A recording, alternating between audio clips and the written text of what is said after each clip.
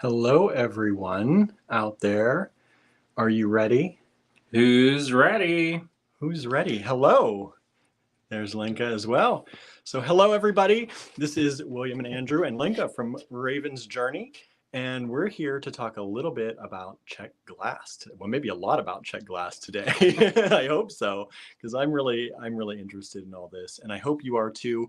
You know, here at Allegory Gallery, we not only try to sell you great beads, great art, and things for a great price, but we also like to give you those stories that come with the beads as well.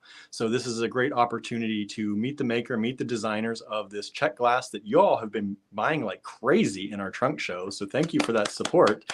And not only do you support us, but you support another small business over here when you do these trunk shows with us. So thank you so much. If you did miss the trunk shows, we'll get you links. There's going to be links later to all that. If you missed anything, there's still some great beads left. So let's go ahead and say hello to Lenka from Raven's Journey.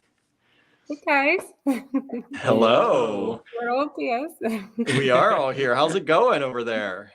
It's great. You know, it's February, so I'd rather be inside than outside. But this is a fun thing to do. I missed out on going to Tucson, so it's kind of nice to see Andrew. He's back fresh from the, beach shows and Maybe not fresh. Not so fresh anymore. A little wilted. Right.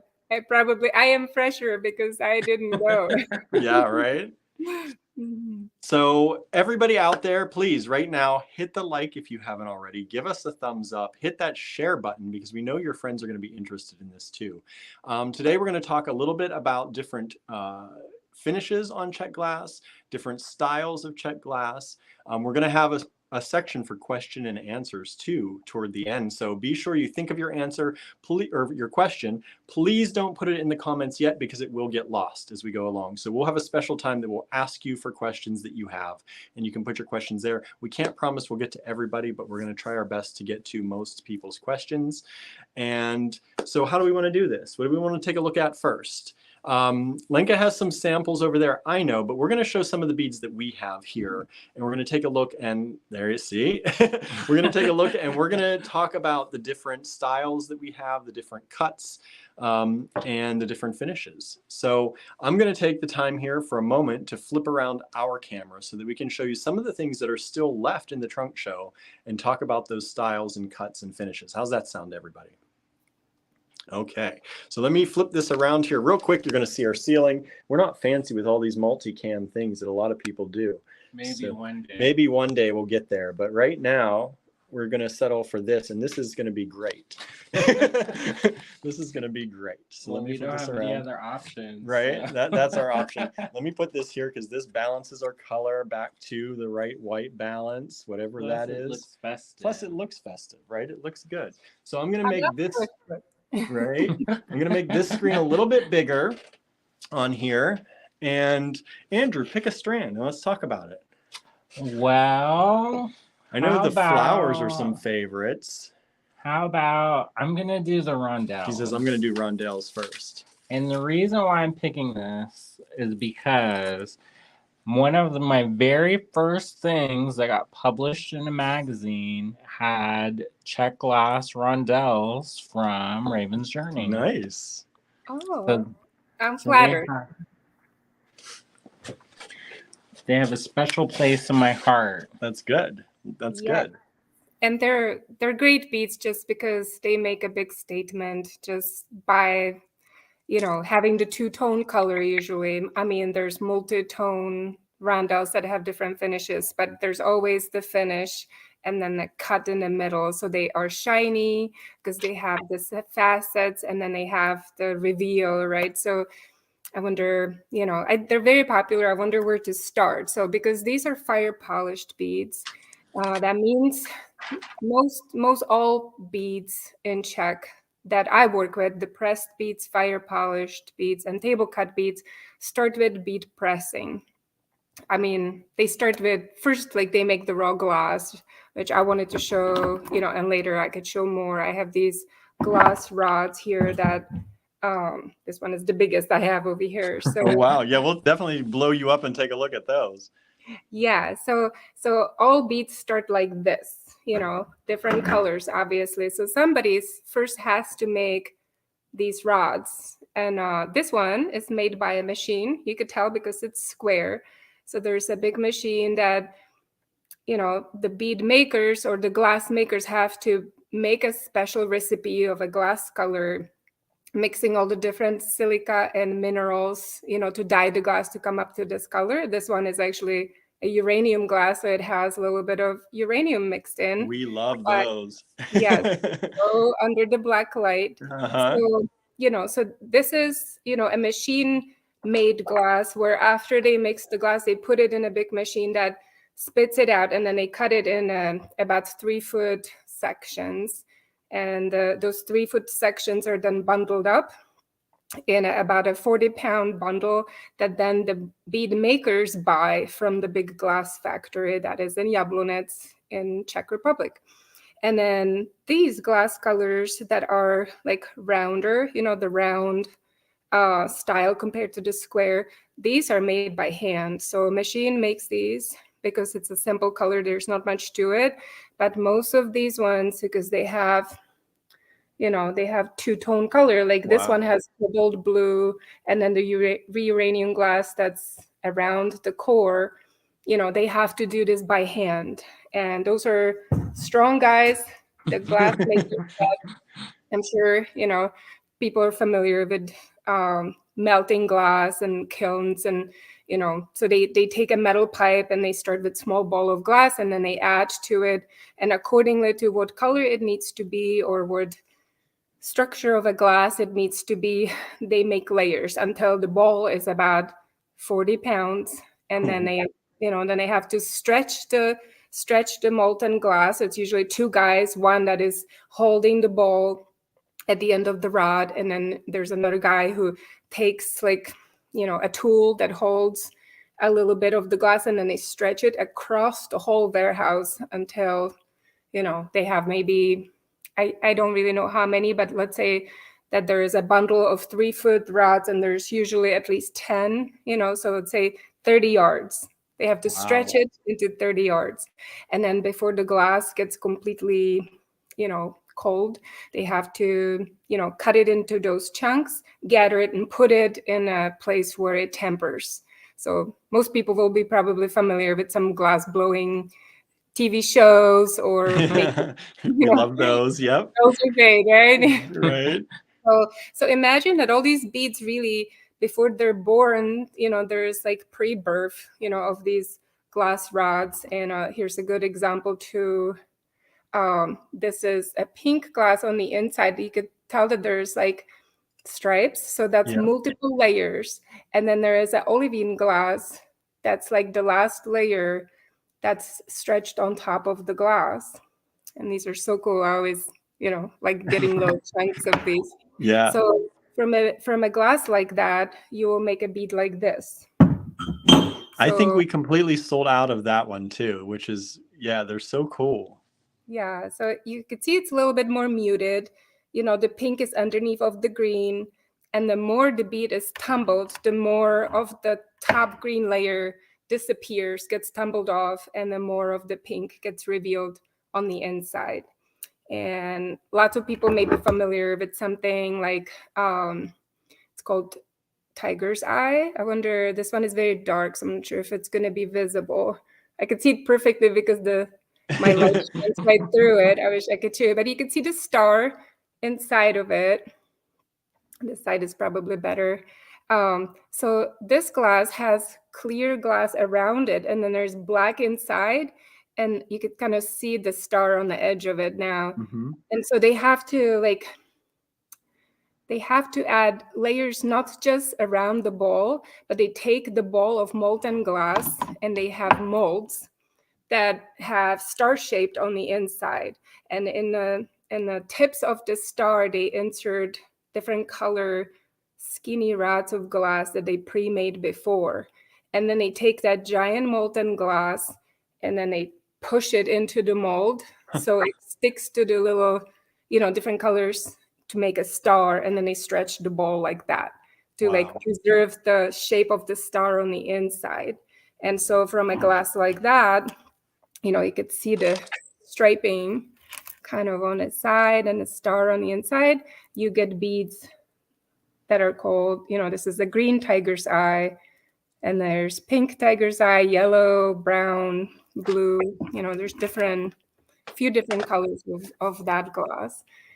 That's So cool. that's a pretty typical glass. Like when I first started buying beads, I could see tiger's eye, you know, it was very common. It's expensive because of the process that I just described. And I didn't even get to the glass bead making, right? So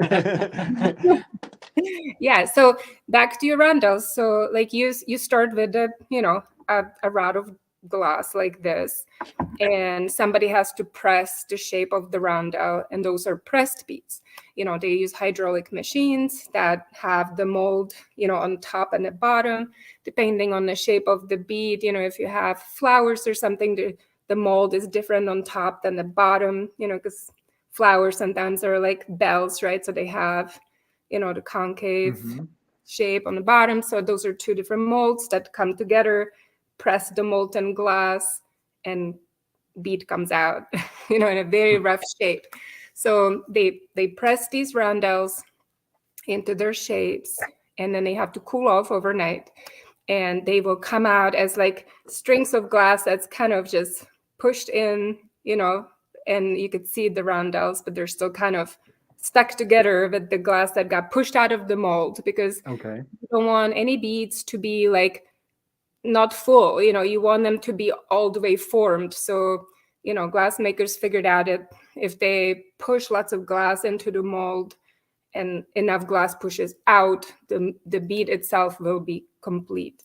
And so they wait until all of this cools off overnight. They come back the next day and they take all the little strings of pressed glass, they put them in a tumbler, and the tumbler is usually like a big flat drum that spins, and it's made out of wood, and it's usually lined with rubber on the inside so the beads wouldn't damage, but they break off from the little, you know, so they still have a seam on when they come out, but they're separated from the mold, you know, whatever the mold pushes out, the little leftovers of glass.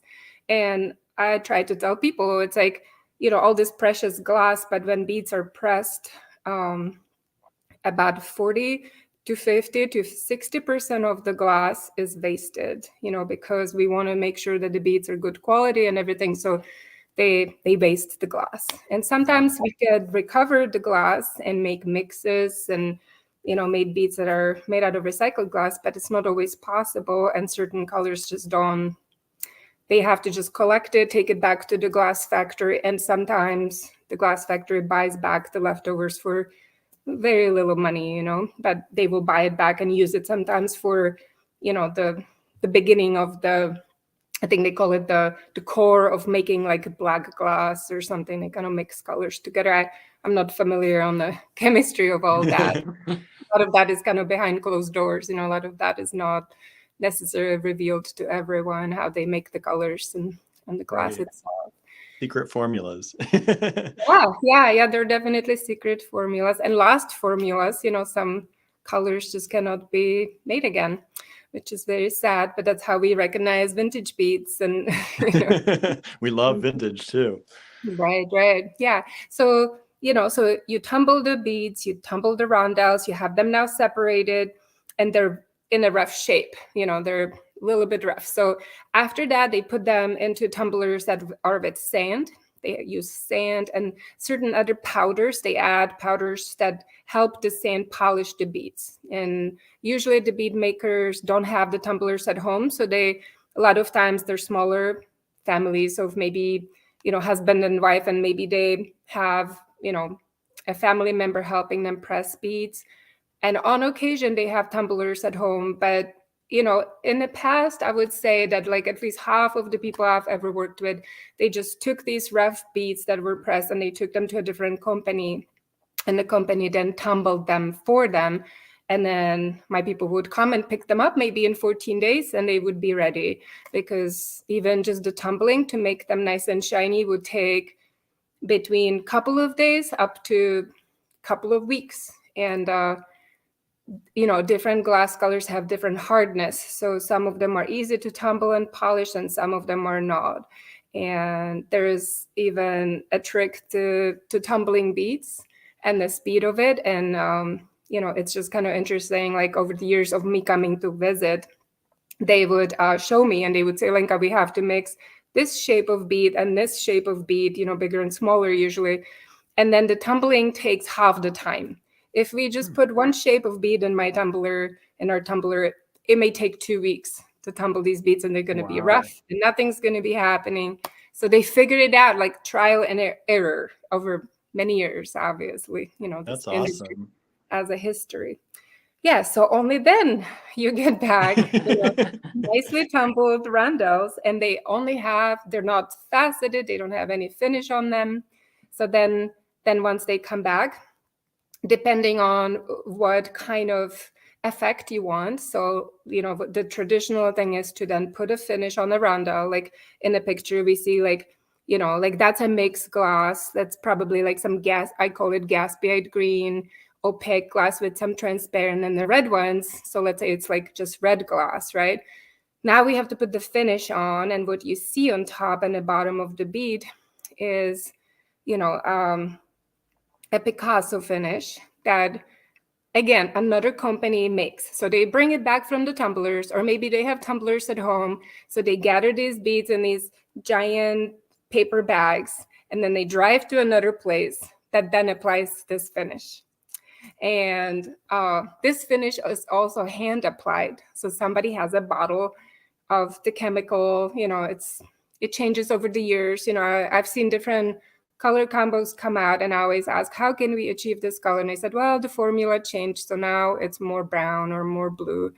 But they apply this finish to the beads that are usually in a big pot, and then they heat up the beads like in the kiln, and then they pour the solution or the chemical onto the beads, and it coats the beads when they're hot, and they stir it by hand.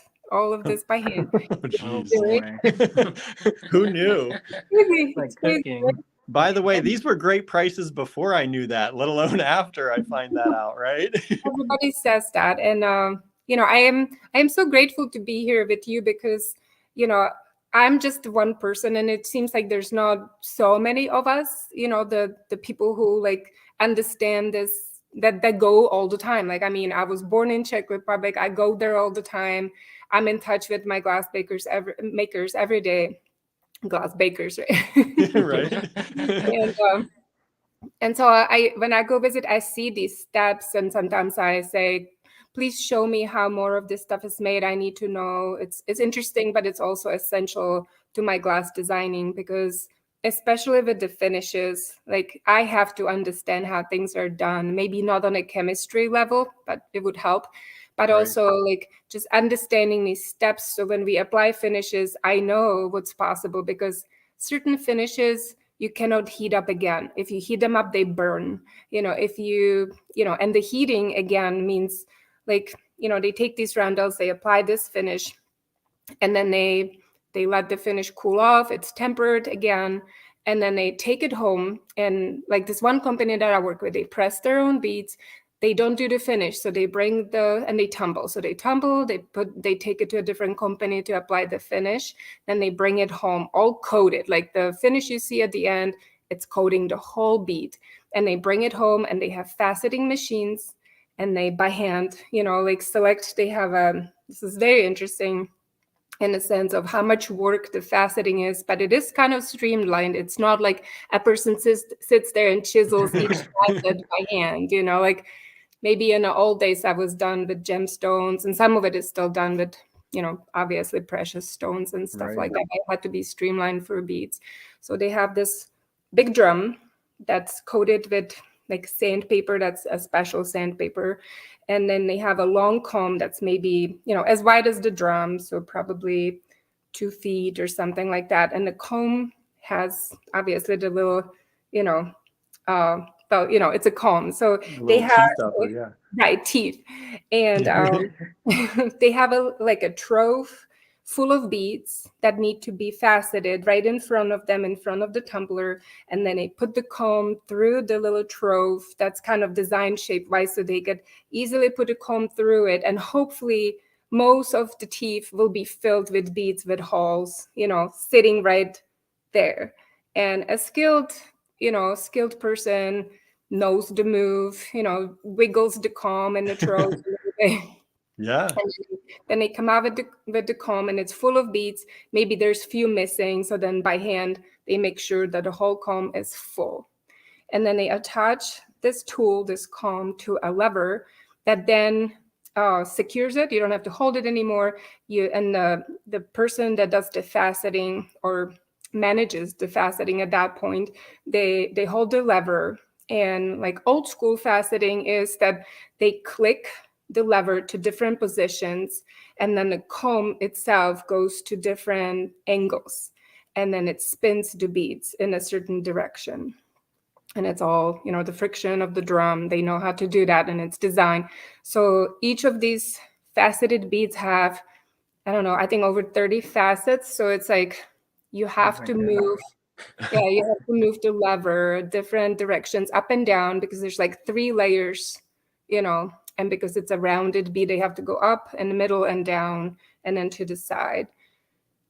And then, so, I was always blown away that the people who do this faceting, they stand there in front of the drum and they count in their head, and then they flick with the lever, and they know, how long certain glass takes, like turquoise glass, which is super popular, is harder than a lot of the other glass colors. So they have to press longer, for the facet to be finished, to be deep enough in the bead. And the faceting goes right through the finish that is applied on the surface. So, after the finish was applied, the bead is pretty much just brown. You cannot see the red color, or the other aqua color maybe in your sample. And then by faceting the middle, you reveal the glass that's underneath. And that's the special effect of these roundels, that they have the different color on top and in the middle.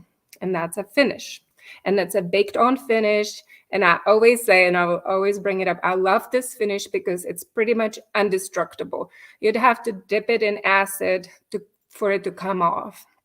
And it would have to be strong acid, and it would damage the glass.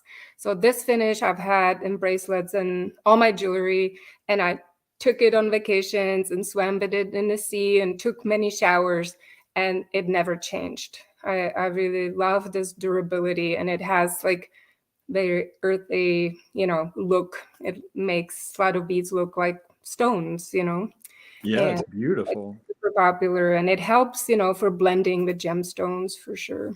I know our people love the Picasso. Every time we have something with the Picasso finish, they love it. It's a nice little detail. Mm-hmm. Yeah. So then the beads are faceted, right? So all the facets are done. But when you polish glass, when you facet glass, it becomes kind of matte.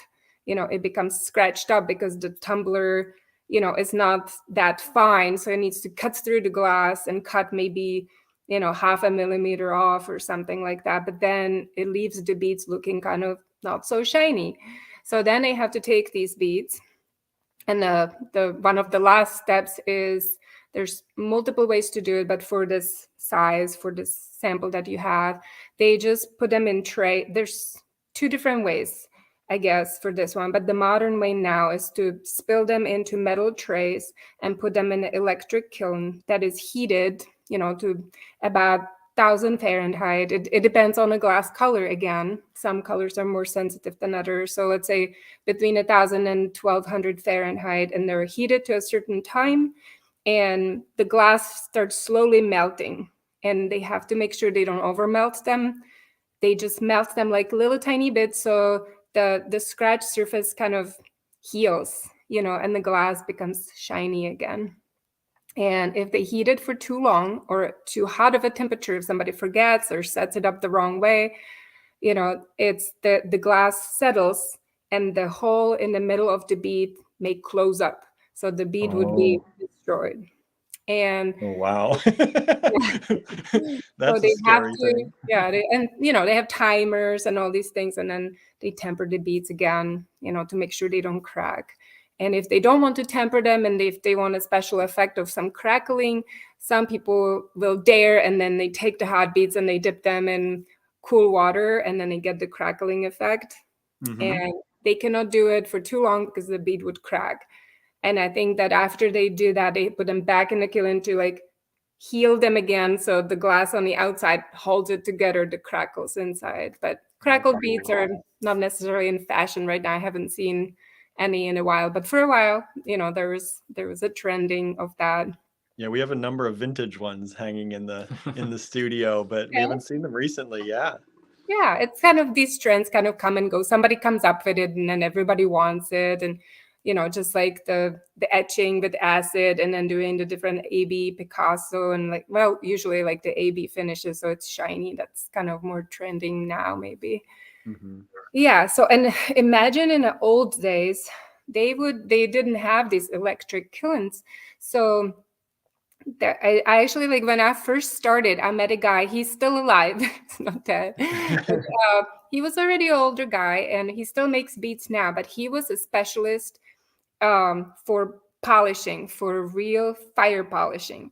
So I think like it was done for all beads like this, small, big. But at the end, when they have these electric kilns, they started only they left only the really big beads to be faceted in the old school way, and it would be again metal trays filled with chalk, depending how big the bead that they needed to polish was. So they knew how to fill it with the chalk and just powder. And then they would take the big beads, and then they would, spill them into the chalk and just fill the tray. And then this tray would then go into a fireplace that was filled. It had like shelving made out of some non-flammable stuff. I forget, it wasn't metal, it was some kind of brick stuff. And then they would feed the fire. It was a real fire. They would feed the fire, and they said it has to be oak wood or some kind of hardwood, which is very expensive these days, especially in Europe. But this is kind of how this whole bead industry started, because it was in a region where there was abundance of forest, of trees. And so they had abundance of fuel to melt glass, to polish glass. And so this guy showed me, how he would polish these beads in these metal trays with the chalk, and they would be big. They would be usually like at least 12 to 20 millimeters, which is big bead in Czech. Yeah. And so he would take these beads, line them up, and leave them in the trays. And then he would know the color of the flame of the wood, and he would know that it's hot enough, in a certain place, and he would know where to put the tray. And then he would walk away from the fire and then come back, and he would know that if he counted those few steps to get away from it and come back, they would be done. Wow. That's a lifetime of learning right there. Yes. And this was done. I have pictures of that I recently found. I think that's probably 20 years ago, maybe 18 years ago, hard to say. And he's still around making beads, but just I don't think he does this, polish. He's moved on, right? Yeah. No, but that's really cool. So now yes, it's amazing, and there is lots of like advantages to do it this way. Like I have seen now beads, the big giant fire polished or cut beads, like done in a regular electric kilns, but they have to string them on metal rods and then kind of hang them in the air, and then special trays that have little stoppers so the rods wouldn't roll back and forth and the beads wouldn't touch each other. But sometimes, like for some reason, just recently I had a bead that the metal rod, like they don't know what happened when the company made the metal rods. Like it was a different composition of the metal or something, but it left black markings inside of the bead. Maybe they overheated it, like nobody knew what happened. And they said, this whole batch now, it's crystal glass, but it has black hole. Like, what are we going to do? So, that's kind of a wasted bead. And then you try to come up with different finishes to possibly fix it, because all this work and faceting and polishing went into it. And then, yeah. That's awful. I mean, like black lines. I know. Yeah, Black I mean, cores. we try to fix everything because certain finishes really help, and you don't ever want to just throw away the product, you know, like you don't ever want to, like, after all this work, and the glass itself is not cheap, you know, to buy. So it's like there's lots of different fixes, and just like in all industries, you know, like you try to have as little waste as possible. Right. Yeah. So yeah, and so that's a finished bead right there, but it still has to be strung, counted, bundled, packaged, and shipped to me, and then I get to touch it. Wow. I've always wondered, are they strung by hand, or is there a machine that strings them up? Most of them are strung by hand, and even Oh if there my is a goodness. machine like the bead spinners, you know, like lots of, like, I don't work with seed beads. Well, I have some seed beads, but I'm not a, you know, I don't do the seed beads. So those are like, there's bead spinners where you can hold, like, you know, multiple long needles and just kind of go through the ball that's spinning full of beads, and they kind of, the beads roll around and then they get onto the needles, and then you could just string them easier. Yeah. But with these bigger beads, and especially beads that have hole, you know, they're not round, so they don't turn very easily. You know, the bigger beads, they're all strung by hand. So it's usually, I mean, they're professionals. A lot of them are women that are retired. Sometimes they're women who are at home with their children that have spare time, which I don't Yeah. know how, but they just want to have a little extra income. So they, you know, they sign up for the program, and then there's a manager who drives around and picks up all these beads that need stringing, and they need to weigh them and write down, you know, how many kilos left, because obviously they want all of them to come back. And these women, usually women, there's guys too, but most, I would probably say 90% of these stringers are women, and they string them at home. And then there's a certain expectations that, you know, the 20 pounds of glass will be strung in so many days, and then they slowly gather it back. And certain shapes are very difficult. Like, you know, lately I've been asked to maybe string certain of our really small beads and in a different way, because it's becoming difficult and it's expensive. People don't want to do it. They say it's too much work. We just refuse this shape. So then, well, we're gonna string it. We need to string it, you know. And some people sell beads that are not strung, but like the tradition of stringing, also there is a good reason to sell strung beads, is to make sure the hole comes all the way through the bead. So it's like a reassurance that the bead is made the proper way and the hole works. And that makes sense. I never thought about that, but yeah, that makes sense. yes. So yeah, so that's another step to all of it. And I have to tell you that as a, you know, wholesaler and wholesale buyer, like over the years, like I cannot tell you what is the most important part of this, because somebody could make a beautiful tumbled bead and somebody puts the wrong finish on it that doesn't look good or something, and the bead is not right, you know.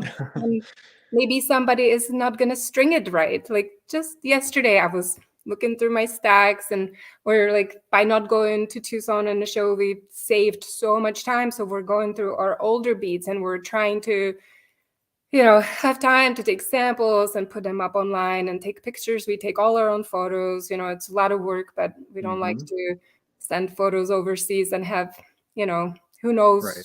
Like, it's just, we do it at home, you know, like Yeah, we get it. dad, he's very proud of his photos. He good. You know. Yeah, they look good. That's for sure. Thank you. And it's a lot of work, you know. It's not just taking the photo and a setup of all the samples, but also editing and making sure the light was correctly and then the glass displays correctly, and all these different colors behave differently under these lights. You know, you can tell that I'm a little bit bluer, you know, like the light is slightly blue because we have our photo lights here. And you know, sometimes it could be troubling with like some violet colors that we have. It takes the, you know, it makes them bluer. So it's not an easy thing to photograph, as you know. Yeah, no, violets, anything pinks, reds, they all come out weird sometimes. Yes, aquas, yeah, for sure. And there's the LED and a regular light, you know, the spectrum is different. Yeah, so I don't even know what I was talking about. That's okay. Well, I'm going to take a lot of just work.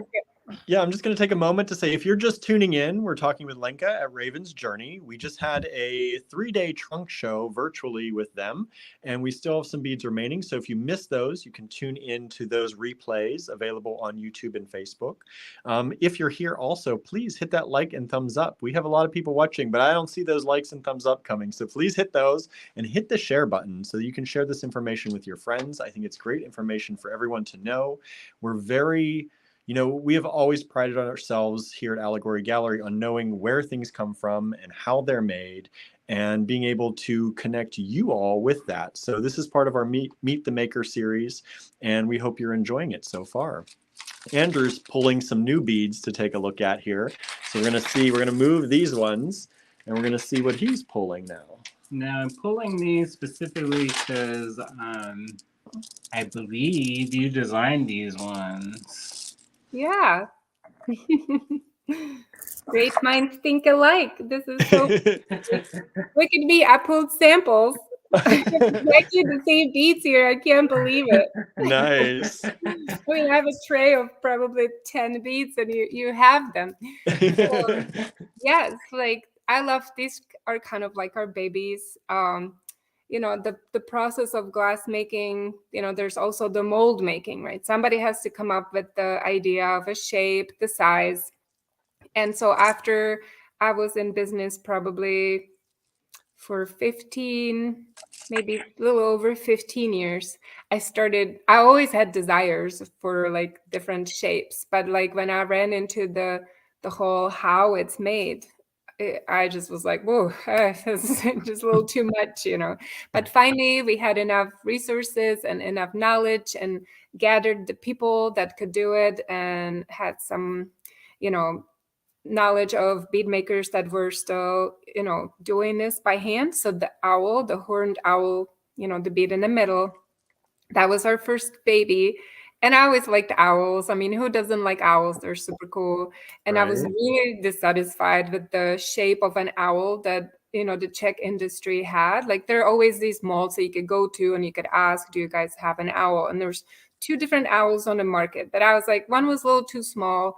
One was kind of goofy looking that didn't translate into perfect owl that I wanted. So I sat down with my partner, Brad, and we drew a picture. Then we had to send good photographs to our bead maker, and he took those pictures and his knowledge to the mold maker. Who was an old guy who did it by hand. Wow. Didn't have any special tools or computers or anything like that. He just pretty much took the metal, the special soft metal that they use to carve these beads, and he carved the bead. And probably Andrew could help here, like, when you could temper a metal, right, to become harder. So after you're like done carving, you could put the metal through a heat process, and then it hardens the steel. I think it's steel that they use.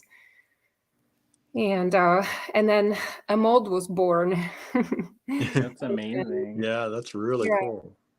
Yeah, and I love this one. And the thing is that this guy was older. He's no longer alive. He passed away a few years ago.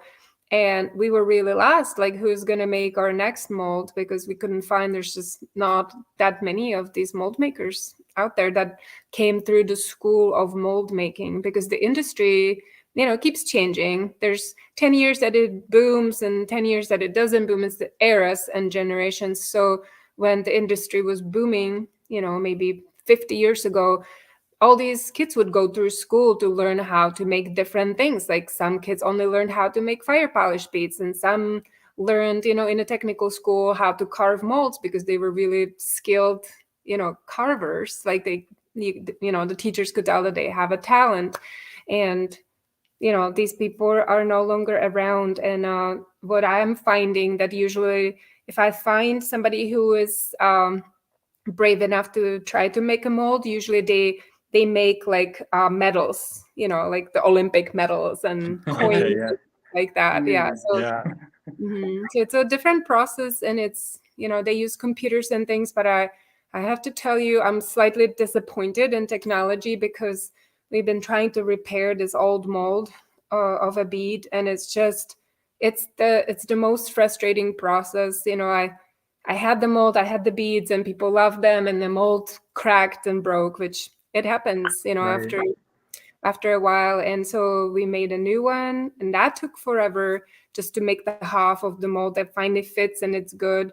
And then that one broke, and now it's been 2 years and maybe 3 molds that we've made, and they're just not working. Like when they start pressing the beads, first of all, I still scrutinize this shape. It's not exactly how I saw it, like how it was before. So I don't like it now. It's not as refined as I would like it to be. But it's also in the pressing, like it was having problems. It was just not coming, like it was sticking to the mold, and then the beads were cracking, and nobody knows why. And then somebody looks at it and it's like, oh, the molds, the top and bottom, they don't fit together right. They need to be carved differently. And I'm like, Oh no. It's like, who knows all these things? We need to talk to right. that person. Sometimes we can't find them. Wow. So yeah, so like creating that owl, and then we created the sugar skulls. Like I cannot claim that, like, I designed an owl, but we designed that bead, that owl bead. And then the sugar skull, there was no sugar skulls in the bead industry because it's very much a Mexican influence on the American continent or in the United States. And people asked me, and there was a while that sugar skulls were really big. As we all know, people had tattoos, and they're fun, right? Oh yeah. Yeah. And So they have a great meaning behind them too. yes, yeah. There's all of that history, which I'm sure you guys could explain when you sell these beads. And I just thought, wouldn't that be wonderful to have another beads that could be super playful? Because when I design like colors for flower beads or owl beads, it's a little bit different. With the sugar skulls, like it just felt like first time in my designing career I could do so many color combos. It could be just wild. Right. Yeah. And that's like the actually red. correct for those. So it's fun, I bet. Yeah. What So do they think about the sugar skulls when they make them? oh, they had no idea. They were like, what is this? Like it's so funny because the world is so big and so small at the same time. But like I was trying to explain it, and they just kept looking at me. So I had to like come up with like, like to really explain it, and they were interested. And I was like, well, in a simple way, maybe you guys could watch Coco with your kids, and I will like Right. explain. It's a fairy tale, but based on the reality, how in Mexico, how they celebrate the Day of Dead and all this stuff. And it's just Europeans are definitely a little bit more, the Day of the Dead is way more morbid and sad. Yeah. And so they were like, oh, this is an interesting idea. Like I could tell that they were intrigued by the whole idea of it. But they called them the weird skulls or the happy skulls for a while. They're like, you skull, why sugar? What does sugar have to do with it? So I had to explain that, the Yeah. tradition. And yeah, it was kind of an odd thing. I had to, like, as a European, I was like the pioneer that came here to like bring this new tradition and bring it to Europe and explain it to them. Just like I'm bringing their traditional beads to people here, that use them in Right. non-traditional, That's such a cool feeling, I bet, though. And there's a cool fusion. Right. Mm-hmm. Yeah, and that's how people are. I mean, people went to the East, in the old ages, and they found these spices that only grow in a really hot climates. And then they, the spice road, they brought them back because they were like, we can no longer live without these spices. They like, Right. we're gonna bring them. So it's the same thing when I first moved to the United States. I discovered all these different styles of cooking and all these spices, and like my mom couldn't buy cumin, like, or she couldn't buy chili powder, so I would buy these giant bags, like a 1 pound bag from my local co-op. And I would just bring it home, and my mom would use it in 1 year. She would use a bag of chili powder. Nice. Yeah, we're very lucky here to have such a diversity of cultures, and Yeah. you don't think about it all the time, but spices, they all came from all over the place. Yeah, we Now, cannot grow cinnamon, in Czech yeah, Republic, or even cumin needs hotter climate maybe. And even in Europe, it's like here it is really like, I always like the term the melting pot, in the United States, because it is really like everything influences everything. And in Europe, they, maybe it's a good thing in some, way of like, preserving culture and certain right. traditions. But it's like, as a child, like, also I was a child of communism, so the borders were closed. So like, Italy was right there. Like you could almost throw a stone and, it would land in Italy. And we would have no idea about different kinds of pasta. And like, we would just know about spaghetti and spaghetti sauce, and that would be it. I Right. always give that as an example. Yeah. So we don't blend and melt as much in Europe. I think maybe it's better now with the European Union.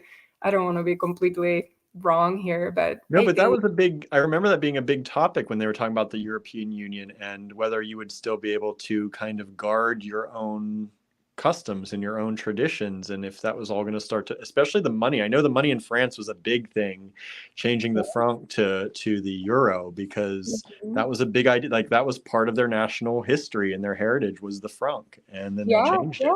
You have your famous people write on your money. And Right. Yep. I imagine if our dollar was changed to something neutral and universal, and it would have all the colors on it, and people would be like, I like green, I don't like the color. Yep. Yeah, so Czech Republic still has a krone. We still have our own currency, only because, we've been part of European Union since 2004, I believe. So a long time, but it's really tough on the economy, on the local people when you switch currency, because certain values, got up or down. So they so far rejected the idea of having euros. Yeah. So Yeah. I buy all these, in Czech krone. Like, what do you call the Czech Republic? Because there's a couple different people who have said different things. What? Right. Like, So because I'm from there, I really despise the name Czechia. It's like the new thing. We've heard that, and I was like, do they actually use that there or not? Like, no. Well, maybe some people want to be modern, or it's hard to tell for me. Young generation, like Right. maybe they don't think much of it. But I grew up with Czech Republic. I grew up with Czechoslovakia, right? Right. And then we had the Velvet Revolution in 1989, when, I was very little. And then a couple years after that, like I think it was 1991, that we split from Slovak Republic. So now we're two separate nations, the Czech Republic and the Slovak Republic. And they call themselves Slovakia. Right. Which I feel like it kind of flows and I'm used to it. But the Czechia, I don't know. I don't like it. Yeah, it has a weird sound to it. I was surprised when they chose that as the short form. Yeah. Czech Republic is already so tiny. And then so you think of Slovak Republic, Slovakia, then there's Slovenia.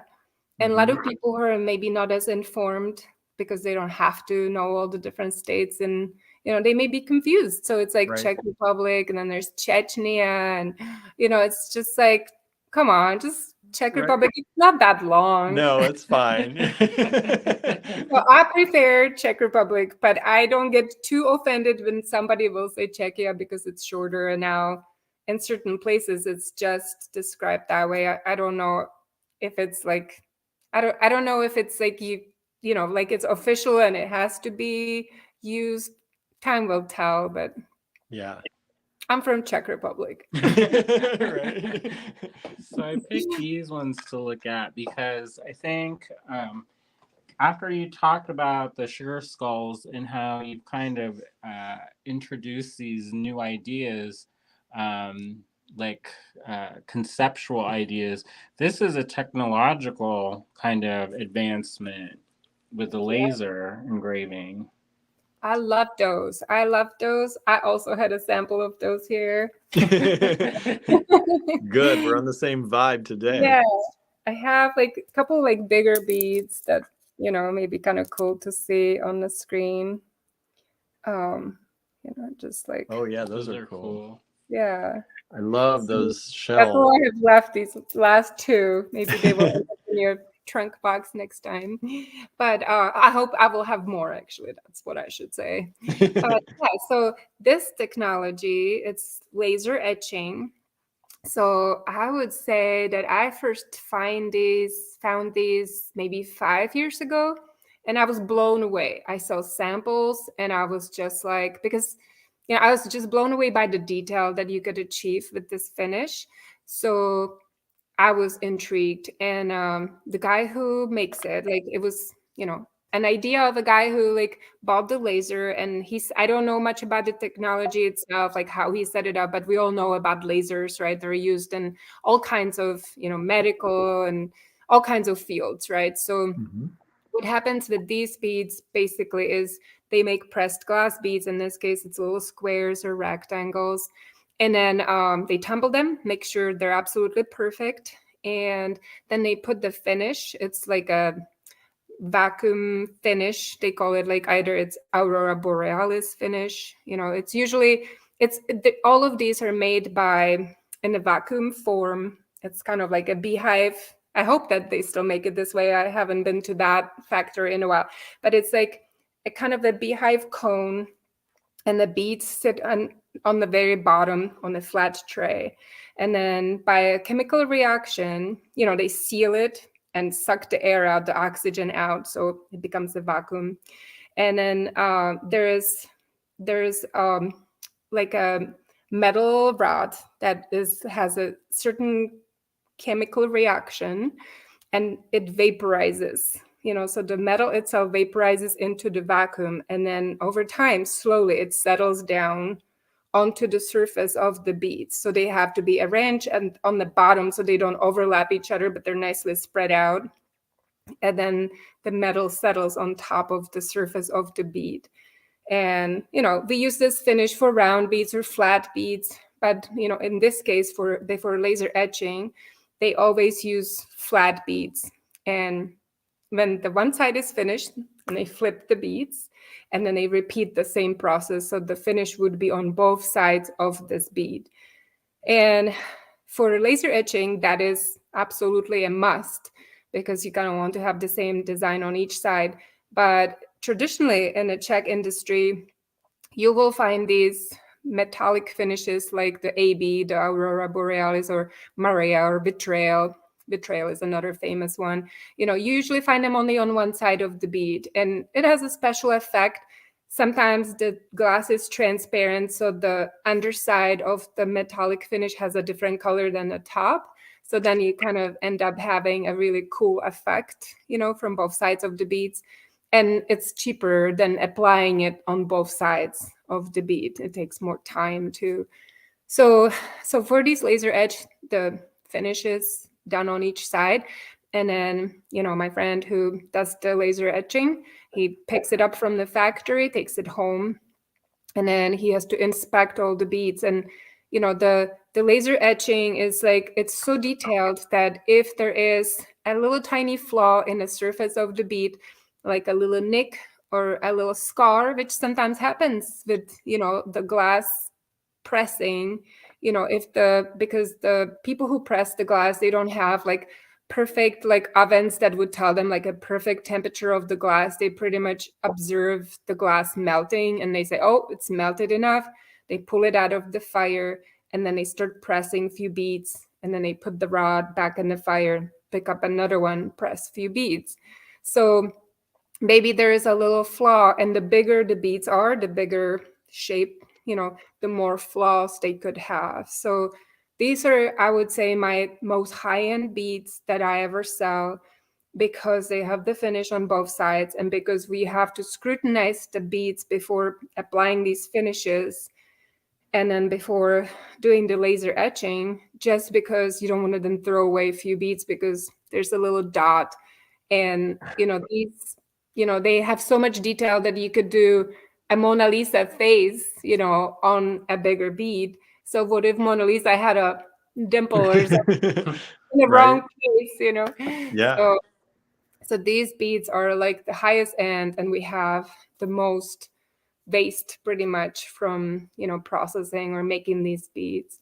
And then so the laser etching is done on each side. So the people who do it, they have the laser machine in front of them with a little mold set up underneath of the laser. So they would put the beads there by hand, in a perfect position, so the bead is secure. And then they button and the laser etches, the design very quickly. And then you have to flip the bead to the other side, and then the same process repeats. Oh my and goodness. Move on to another bead. So all these little beads been through so many hands before they got. That's insane. That's so Yeah. cool. So how did you get involved with beads? Well, it was it's kind of a simple process. When I immigrated to America, I wasn't necessarily immigration. I just came here. I wasn't a refugee or anything like that. I just came to travel. Like I mentioned, the Velvet Revolution happened when I was 14 years old. And so when I came here to the United States, I was 19. And so that was just so few years after our borders opened. And my parents were really upset with me because I started to get a travel fever already in high school. And I would travel and hitchhike across Europe. And I just love discovering places, and I just kind of wanted something more, than just to go to school or find a job. And so when I heard that somebody else was traveling to America and already had an experience of traveling here, and I was invited, I said, I didn't even hesitate. I didn't Like, why process not? any of that. I'm going. Why not? Why not? And so, it surprises me today that like at 19, and my parents they didn't know what to question. They were of course worried about it, but they were like, well, we can't stop her. What can we do? She's financing her own thing. But like, I had so little money. It was just, I couldn't believe it. I came on a standby ticket that was like $300, and I had to like get myself from Czech to Frankfurt to fly and wait if there is a seat left. It's one of those cheap tickets. But I scored one. There was a room left for me. And I traveled on Independence Day, on 4th of July. It was an easier travel because less travelers. And but like as a young person, I had no idea about the system here. I had no idea about social security numbers, and I had no idea that it's illegal to work here without permit.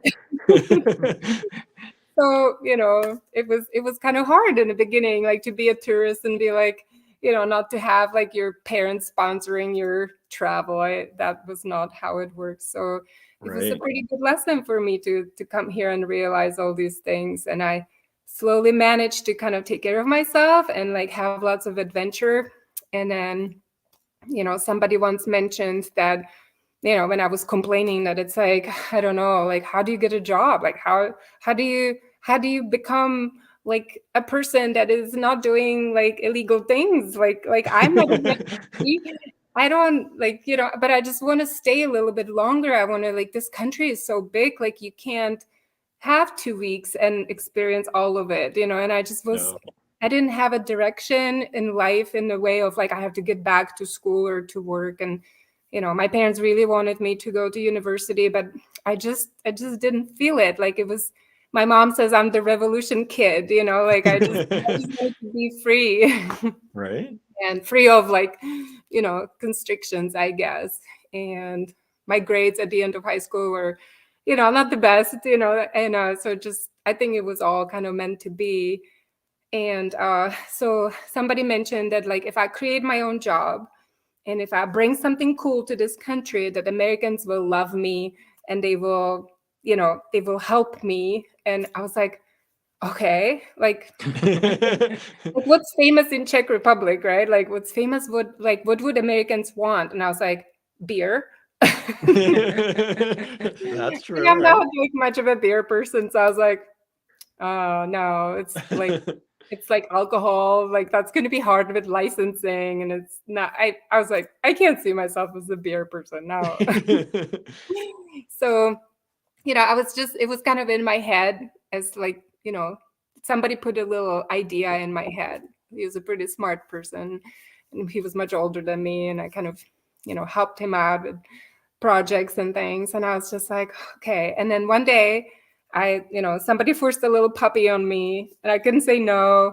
And, like these things in life today, like as a grown, mature woman, I would be like, I know where this will go. But back then I was like, oh, I have a puppy now. The things we do, right? The things we do when we're young and strong and naive and don't know the future at all. Right? Don't have to look at the future, right? It's good that way. It's good that way. That's how people like achieve things, because they don't know how difficult they are to achieve. That's right. That's right. Yeah. So I just basically, like, I was always a very crafty person. So my little doggy, he was cute, and I want to just make him a little collar. So like as I was driving around Seattle, I was in Seattle at the time, I saw a bead store. It just said bead store, in the university district in Seattle, and I was like, oh, I'm gonna check this out, because I could use a few beads for his collar when I make it, and he's gonna be cute. He's a little white puppy dog, and so I ventured in and I started checking things out, and I just loved everything. I was like, I've seen craft stores, but we didn't have bead stores in Czech. Even now, like there's just so few. It's nothing that was there. And so I'm a person kind of maybe like you guys, that you like to know where the craft comes from. Like when you're inquisitive, right? Like when you see Right. something beautiful, you're like, where does it come from? Who makes it? Like, is it a robot or is it a person? Right. How are things made, right? And so I started asking the owner, and he just kept pointing at everything, and he said, Czechoslovakia, Czechoslovakia. And I was like, I'm so Me proud. too. I was so proud.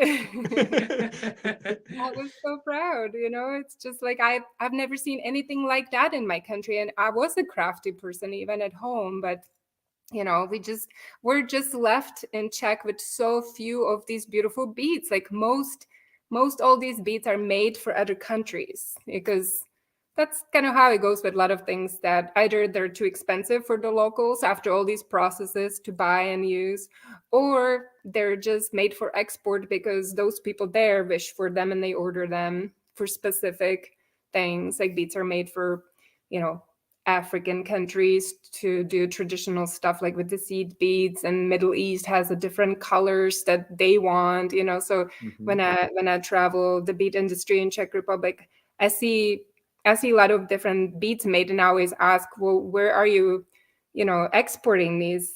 And they say, oh, Saudi Arabia. And I say, I could tell, by the colors, by the look, it's something that would never sell here, possibly. Right. So it's just each That's country has a fascinating. Yeah. different style. So yeah, so I was blown away, and I was, the idea that I was like, I could get behind this. Like, this is beautiful. This is just amazing. And so next time, I went home to visit my family, and I had this idea in my head that I'm gonna check out this bead industry and see if I could, I could bring something to Americans that would want to keep me here.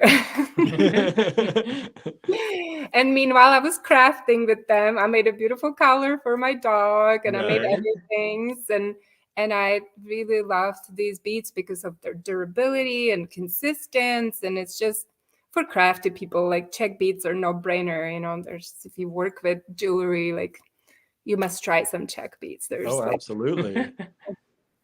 yeah, so that was kind of the beginning, and then that's just another completely different story, like what happened when I went to Czech and how that went, and how difficult it was, because the Czech industry is just full of men, and there's like no women that would like help me and stand up for me. And I was like Oh, wow. 23 years old, and I didn't have backing of sponsors, and a bunch of money saved up. So I started very small and was rejected in many places. But luckily, you know, like my middle name is probably Perseverance. I don't have a middle name, you know, Czech people don't have middle names, so maybe I should finally adopt one. That would probably be my middle name. Well, we're certainly glad you had Perseverance, that's for sure. Yeah, and you know, this year I celebrate 25 years of Raven's journey, and That's it makes me amazing. so happy, and you know, I love sharing my story, and so hopefully that will, you know, that will be great for your customers and people who support me indirectly, because I am grateful every day, you know, for people who order beads from us, and I get beautiful feedback. And when I used to do trade shows, you know, for many years to promote my beads and to stand behind my beads, you know, and sell them at shows, like it was definitely something that kept me going, because it is lots of hard work, you know, to like, beads are heavy and they come in big shipments and they have to be sorted. It's long hours, you know, a lot of times processing all this and customer service and, you know, like all of this, you know what it takes to, you know, to have a bead store and to be present for your customers. And absolutely. Yeah, when I get a good feedback, you know, at shows, or customers, even now when I don't do very many shows, when I talk to them over the phone or email, or just like you guys, when I get that feedback, you know, that they love the beads and they send me pictures of what they made, and, you know, seeing them just gush over the piles of beads that I would show them and pick those few favorites that they absolutely must have, you know, I would collect this knowledge about like what is desired, what is rare, you know. And as a woman, because I wear beads, you know, every day, earrings are something that are always easy to wear. Yeah. Even when you're hiking or gardening, which is my other two passions, you know, it's you know, it's something that is just so amazing when I hear from people, when I see what they make. Like I'm a very simple beader, you know, when it comes, I don't have much time. I'm kind of surrounded by beads all day and they're beautiful. I handle them, so I get the satisfaction of just having them nearby, you know. We know that feeling. I don't necessarily have to have necklaces on me all day. Sometimes they get in the way, you know, when I'm physical with boxes and things. Yeah, but people are always asking us, why don't we wear more jewelry? And it's like, we don't, it's too hard sometimes. Because it gets caught up in the machine. Right? It does, you know. So like, you know, I get away with a couple bracelets and earrings most of the time, and some short necklaces. Right. But you know, Brad definitely laughs when we go hiking. He's like, okay, so you got a necklace, you got the earrings, you have your boots and the sandwich. Those necessities, right? Yes. So I'm just like, you know, life is too short. You got to wear something pretty every day. I mean, look at all these things that I have here, you know. they're asking me to, you know, to do something with them. So that's so impressive. I think it's interesting that you mentioned that your other passions are outdoors, because you can kind of see it in the beads, with the color palettes and the themes, like the flowers and the nature, leaves. It's kind of interesting that you say that. Yeah, no, it's true. I cannot get away from nature's inspiration. That's just pretty much impossible. And you being the brother of, you know, your sister Cynthia and Green Girl, she gets inspired in nature, right? So it's just like, once you, I don't know, it's just like, how can you not, you know? I guess I always lived more in nature than in a city, and I just feel alive when I go outside and when I see things moving and changing in the seasons. And I mean, you know, even the collection that I have here is kind of seasonal. They come and go, and you never know what's in bloom at Raven's Journey. But yeah, it is an inspiration. And sometimes when I design things and I bounce ideas with Brad, and then like he does lots of the, like I give him idea and then he works on it. He's really good with his like drawing and certain computer skills. So he's like, maybe we could try something different, like maybe not another bird. And then I come back, I'm like, what do you think about this? And he's just like, okay, I guess that's a signature of Raven's journey. It's just going to be the nature. That's good. Nothing wrong with that, right? No. And it's like, I try to branch out and do different things. And I certainly branch out with things that like I've seen people being passionate about at these beat shows, or they tell me about stuff. So there's definitely beads that I wouldn't dare to wear. Like they're like really bright and shiny, and lots of these like AB finishes and these vitrials. And sometimes it feels like that would be like almost too much for me. But it really depends. Like, I'm 25 years older than when I started, so I was wearing different things then. And it just changes. I don't know if it's complexion or like what is it, but it's just like I feel like I have like more shiny things now than I used to. And so when I design things, I have certain customers that I worked with over the years, and I know that they like certain things. I'm like, don't forget Barbara, don't forget the black, because black is good for people who work in office. And I've had some lawyers that worked with me, and that was their like relaxing thing to do at home, but they would have to be in an office and wear office stuff. And they would be like, Lenka, don't forget the black, Mhm.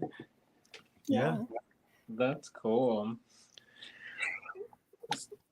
Question. Well, one of my favorite things that just came up is your story about your first time going to Tucson. Yeah. And if you want to tell that story, I just love it. Okay, good. I thought that would be, it's kind of short. And I was like, at this point, I could probably write a book, but few things like stand out. Like, I mean, we could all write a book of our life, right? I'm not saying that like my stories are more special than anybody's. It's like that's example of this story. But yeah, so here I could say it maybe a little bit more than just in the quick little writing in my email. But pretty much, I was selling beads wholesale to stores, and it was slow going in the beginning. I have to say, I had a very limited collection. I had very limited funds. And I was just kind of thinking, like, what else can I do? Like, to get this going, because I like it. And once in a while, I talk to a bead store and they buy so much of my stuff. And sometimes it's just hard to convince them to try, And it was like 25 years ago. This was like, there was no Etsy, there was no internet selling. I didn't even have a computer, I think, in the beginning. Maybe we had a computer at home, but didn't use it for much of business, And so I was in a local bead store. I lived on the Olympic Peninsula, and there was like 2 different bead stores. I still work with the other one, which is amazing. But she asked me, she said, do you go to Tucson? And I didn't even know what Tucson was. I didn't know Tucson existed, the town, So I had to look that up. And she said, you should do this Tucson show. And I was like, what is she talking about? A show? Like, I'm not a show person. Like, I sell beads. And then I had another friend who is a musician who traveled and always liked, to wear glitzy things. And he said, Lenka, like, you should go to Tucson. I was like, what is this Tucson thing? Like, what is everybody talking about? So I started paying attention after 2 people mentioned it and trying to give me advice. I was like, I should not ignore this, So I started looking around a little bit, and internet wasn't, like I said, it's just like, it wasn't like pop in, what is Tucson Gem Show? Like, I didn't have that option, and there's not much on it. So I just kept asking, and then I realized that, it's a big gathering of gem people, and maybe there would be a space for me. Maybe there would be space for Czech glass beads, even they're not gemstones. And so I gathered some of my samples. Like, I was a traveling salesman. I had my little, suitcase with cards that were like made out of like white cardboard, and I used wire to like stitch on my beads as samples. Wow. Sample cards. I copied Right. that idea from Czech. They had sample cards for buttons and things. I was like, this is how beads are sold.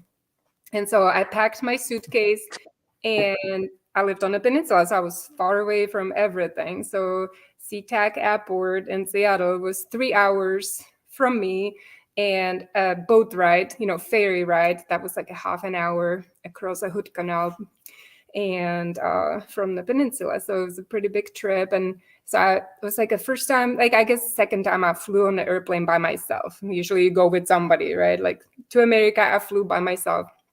This was the second time. Wow. I rather travel in packs. I'm not like do it alone kind of person. I always like to have company. And so anyway, so I got my plane ticket. I was already like mid-20s, a little bit past 25 probably. Can't remember exactly. But so I got my plane ticket and I booked my car, or I rented my car over the phone, everything. And I was on a way to Seattle. And when I got there to stay with a friend overnight, so I would catch the flight the next day, I realized that through all the stress and preparation, I completely left all my samples right by the front door. Oh no. Oh no. So just to spice things up a little bit. So I drove back. I said, the flight is at 7 a.m. It's like 6 p.m. now or something like that. I'm driving back to the peninsula. So I drove back, and this was, in February. And I had a car accident with my car on black ice in November, the November before. Oh, So I was geez. frightened. I was frightened to drive, on frozen roads. And that night was freezing, but I drove home and everything was okay. I slept like 3 hours. The suitcase of my samples was right in front of the front door, just where I left it. I was like, I can't fly to Tucson and not to have something with me. It's a business trip. And so I grabbed it, slept like 2 hours at home, woke up, and I drove back to Seattle. And the roads were frozen. They were so beautiful because everything was shiny and glitzy because it was middle of the night when I drove back to Oh, Seattle, wow. catching the first ferry. So it was like a big challenge for me. This was not a simple trip, alone, and forgot the samples. And then finally got on a plane and flew to Tucson. A little exhausted, I need my 8 hours of sleep. Me too, I Nothing get it. Yeah, so I got there and I was like, okay, I made it. I'm good. So I go to the rental place with the car and they're totally like, you're not in our system. Are you sure? And I was like, I'm here. And the car is here, right? And they're like, no. And so they looked deeper into it and they're like, you booked a car in Phoenix. And I was like, that's impossible. I don't know how that happened. Like, how could that be? Like, I didn't know much about like different cities in Arizona, and I was going to Tucson. Like, this was like that was hard to believe. But that's what was happening. I didn't have a cell phone with me. I mean, I didn't own a cell phone. And so I went straight to the payphone. I got enough quarters with me, and I opened the yellow pages and I started dialing all the other rental companies from A to Z. And I was on the last page and pretty much in tears. And I found, I said that in my story, it was like road rental, car rental. So it was R. I went through A to R before I Oh, found wow. someone. And the lady was super cool. She was like, well, we don't have cars. Are you sure? Like, like, can you get around town? Do you have friends here? And I was like, no, like I don't have a cell phone. There was no Uber back then, nothing like that. It would have to be like taxi, and like, how do you call it taxi? And like, it's just like so complicated. And I pretty much started sobbing on the phone. Like I was trying to hold it back, but like she could tell that I'm crying. And she's like, I could tell she was thinking about something. She's like, wait a minute, I'll be right back. So like in just a split second, she was back and she was like, my shift is almost over. I could tell that you really need help. And what I could do, I could rent you my car when I get off work and I will drive to the airport. I will give you my car and, you could pay me. I will rent you my personal car and you could have it for the 3 days you're going to be in Tucson. And then Oh, my goodness. and I was like, really? Like you would do that? And I was like, it's a solution. Perfect. I'm taking it. I don't care. I didn't question anything, you know. I'm a very trusting person, you know, you have to Take really the gifts that are given us, right? yes. I was like, I have a solution. So I like luckily I only had to wait like a half an hour. And she said, you know, in half an hour, just go to this, you know, outside of this door. Tucson airport is very small. So she said, just stand there, tell me what you look like, and I will find you. And so I'm standing there with my suitcase. And then, you know, half an hour later, this lady shows up. She's beautiful, like Native American, probably in her like mid 40s. And you know, she shows me the car. I mean, she drove up with the car, and it's like this little, I don't know cars that much, but it was like some small Chevy truck that was like, you know, I was taller than the truck. Back then they were really small. And but I was happy, you know. And she's like, get in a car, and like, I'm gonna drive us to my house, and you're gonna drop me off, then I'll give you the keys, you could pay, and you know, come back 3 days later at this time. So I was like, cool, let's go. And like on the way to her house, we chatted, and she was just like this wonderful human being. She was radiating, you know, this positivity, and like I had a hard time noticing anything else. I was just so overwhelmed by the whole situation. And she, you know, went to her house, threw me the keys. I gave her a couple $100. I don't have no idea. I don't recollect any of that, how I paid her. I don't think I think I had a credit card back then. I must have, but you know, I think I had to give her cash. And she gave me the keys and just went to her house and closed the door.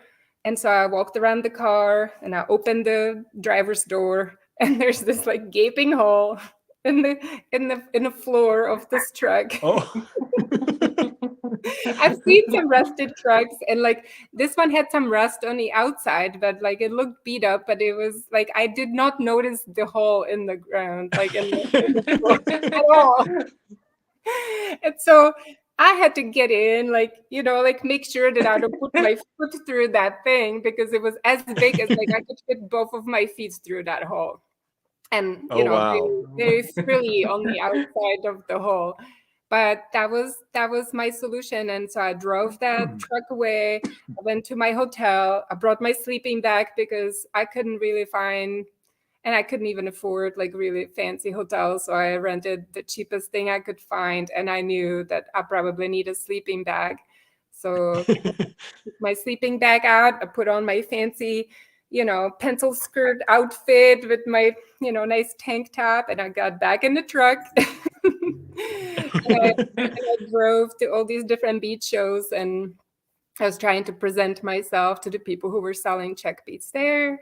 And a couple of them, you know, were interested in seeing my samples. I had my buttons with me too, which were, you know, still are my passion. I love my Czech glass buttons. They're just so beautiful. And so I was showing everybody. And then there's one occasion when the guy was like, you know, I want a break. Like and I had some samples like in the car. I didn't bring all of it with me. And I told him my story, how I live in Seattle and how I flew to Tucson just for 3 days with my samples. And he's like, okay, show me your other samples you have in the car. So we go down from the hotel to the parking lot. I go to this car, and he's like, this is a rental? And I was like, well, yeah. Of a sort. I don't know right? if Of a he sort. believed me. I have no idea. So yeah, that was like one of the first days of me, you know, being in Tucson and seeing all these cool shows, driving around in my beat up truck and looking like I grew up in Tucson. Nice. But you know, that woman really saved my trip. Like that was just a huge thing. And like I really didn't care. Like I've had beat up cars before, and you know, my car at home wasn't that much, well, it was better, but like, you know, it's not a big deal. It was more like Right. driving in this car and being like, I'm saved, I'm in Tucson, I can do what I came to do. And then I look down and I'm like, oh, I can see the road. I was like, oh, okay, this is just something else, you know. Did you put a board down or something?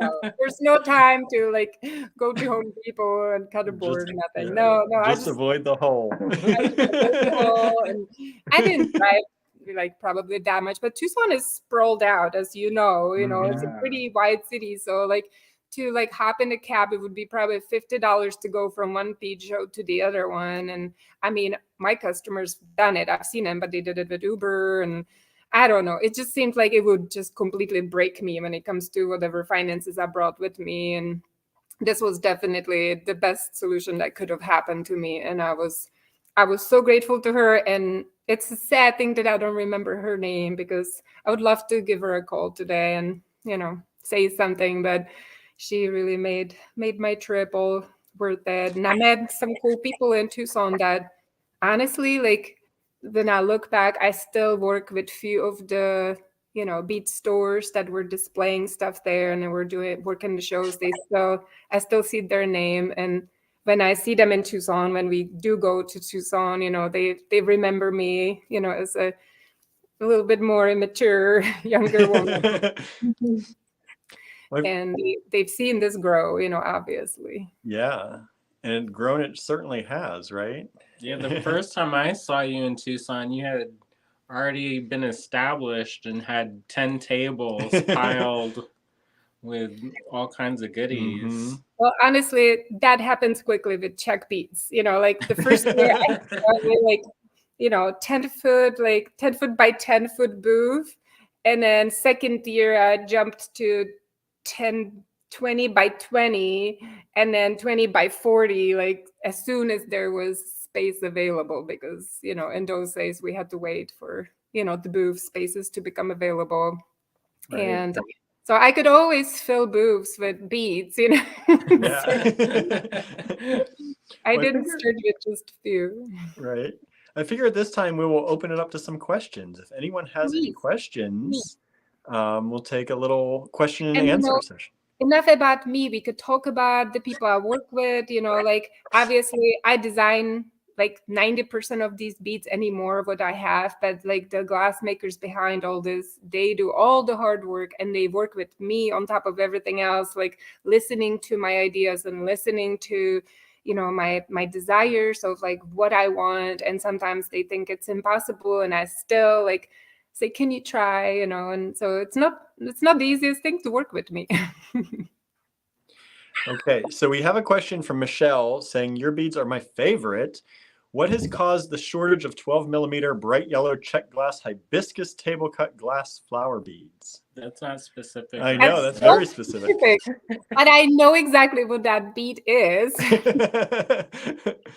Well, there is not necessarily a shortage. So like when I go through beads, like every time I order beads, I get boxes of them. And then sometimes I get, when I order beads, the minimums are 20 kilos. No, 20 kilos is the raw glass. So the conversion to pounds would be, we start with 40 pounds of raw glass, and we make around 15 to 22 pounds of beads.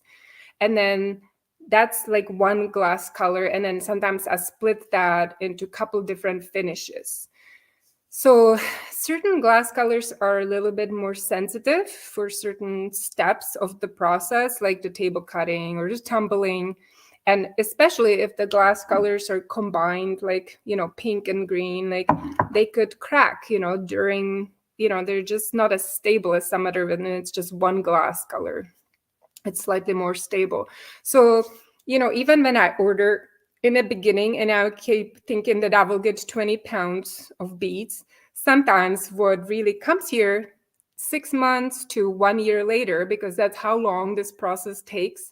And when I receive my shipments, and the beads take a long time to make, but I don't ship every single bead by itself, right? We gather them. So beads that they made in the beginning, they have to wait a little bit longer until the last bead for that line is made. And that's in the ideal world. A lot of times I say, Tucson's coming up, shipping takes 2 months, whatever you have, put it on the boat, and ship it off. And I say, please don't forget the yellow flowers. And, they forget sometimes. And then there's a shortage, or, the yellow beads, like I ordered 20 pounds. And when I get them, I get 10 pounds. And then I call my glass maker or bead maker and I say, what happened? And he will say, well, the glass was really sensitive. We couldn't really work with it. Like so many of them broke in half when we were tumbling. I really don't know. I'm not sure if I want to work with that glass color again doing the table cutting because maybe it's not suitable for table cutting. And I say, well, how do we know that ahead of the time? And he's like, I don't know. So a lot of this is like trial and error. And some glass colors, they all have numbers. It's a very specific numbering system. And a bead maker looks at the 5 or 6 digit number. He knows exactly what each number means. Color, striping, color inside, color outside, silk glass, opaline glass, opaque glass, transparent glass. All of that is coded into the number. So when I send that number over, very few times I was rejected that somebody would say, we cannot make these beads for you. They try.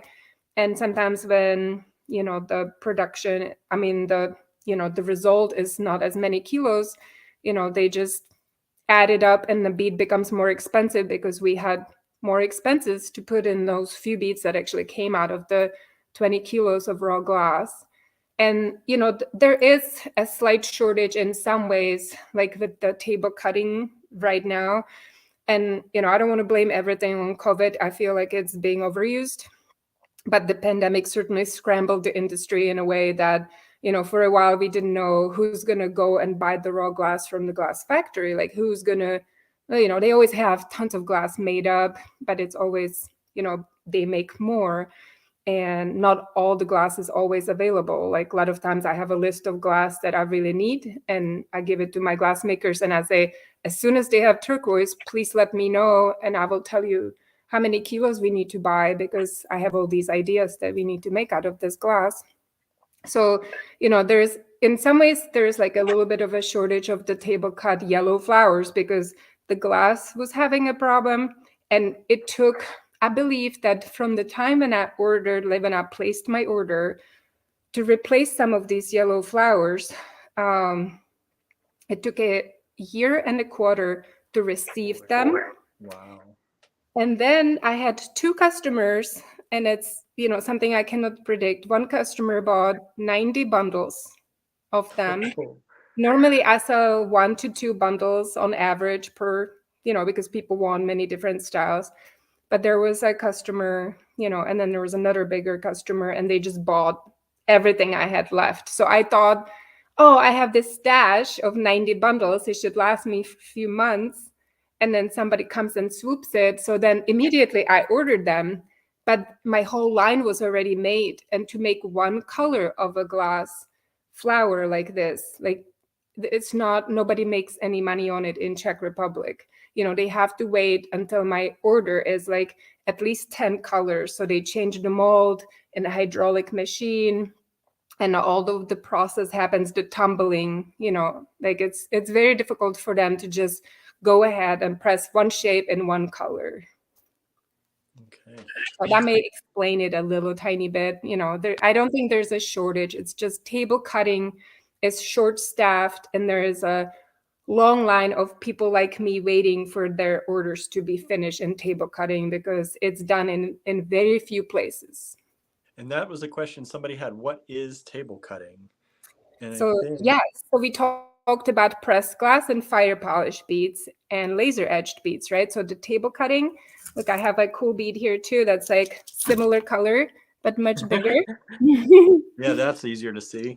Yeah, so you see I have these little ones that you were holding. This is the smallest. We have 7 millimeter and this one is 22 millimeter. So just like all beads that I carry, they start with pressing of the glass. So they press the big or tiny beads and they're usually flat for table cutting. Not always though. And then they apply then tumble them and then they apply the Picasso finish or bronze finish. Like table cutting is a little bit limited when it comes to finishing because certain finishes are sensitive to heat that these beads have to go through later, and also because they have to be glued with a special glue to be able to cut them on top and the bottom. The glue has to be then taken off the beads with certain chemicals or certain special cleaners. And so not all the finishes are strong enough to go through that process. So we're usually limited traditionally to Picasso, which is oxide of silver. So Picasso, which is super durable, and then bronze finish, which I'm sure your customers are familiar with, the bronzy gold. Sometimes it's more purpley bronzy, and sometimes it's really golden. But then there's that finish so that we apply on those beads, and the finish coats the whole bead. Like you cannot see the glass color from underneath at all. And so when they take a bead like that, and you see it's skinny, right? It's wide and skinny, flat. So this whole thing was brown. The color that you see in the middle, that was the whole bead, and the bead was slightly thicker. And then they take these beads with their hands, and they have these plates that have like a special glue on them. They apply the glue, and the glue is like with heat, the glue gets runny, and when it cools off, it gets brittle and just hard, right? So it's a glue that reacts with heat. And I'm sure there's a name for it, not just the brand, but like the style of glue. But so they adhere these beads to this disc that is plate size, and they fit as many of these beads as possible into this disc. And then the disc on the other side has a little attachment for an arm that belongs to a machine that holds it in a perfect angle above a table that's a sanding kind of sandpapery kind of table, but I'm sure it's not sandpaper because it has to be stronger. And so they lowered the arm, and they usually have two, so they lowered the arm with the plates, and then they spin, and so they pretty much facet off a perfect, facet, just one facet across the bead. So in those places where the flower bead was dented, in the middle, that's where you like the leftover of the finish stays in there because it's deeper, and everything else gets cut off, and the edges still have the finish. Yeah. That's really cool. I Yeah. like the contrast. Yeah. So you use contrasting finishes and contrasting colors. And then you have to take the bead out of the glue by heating the glue, poking each one out by hand, turning them to the other side, making sure the glue is no longer hot when you attach it to those arms, and then faceting the other side of the bead, and then going through the cleaning of the glue of the beads, because they really have to be stuck to the disc, otherwise they would fly off, right? Yeah.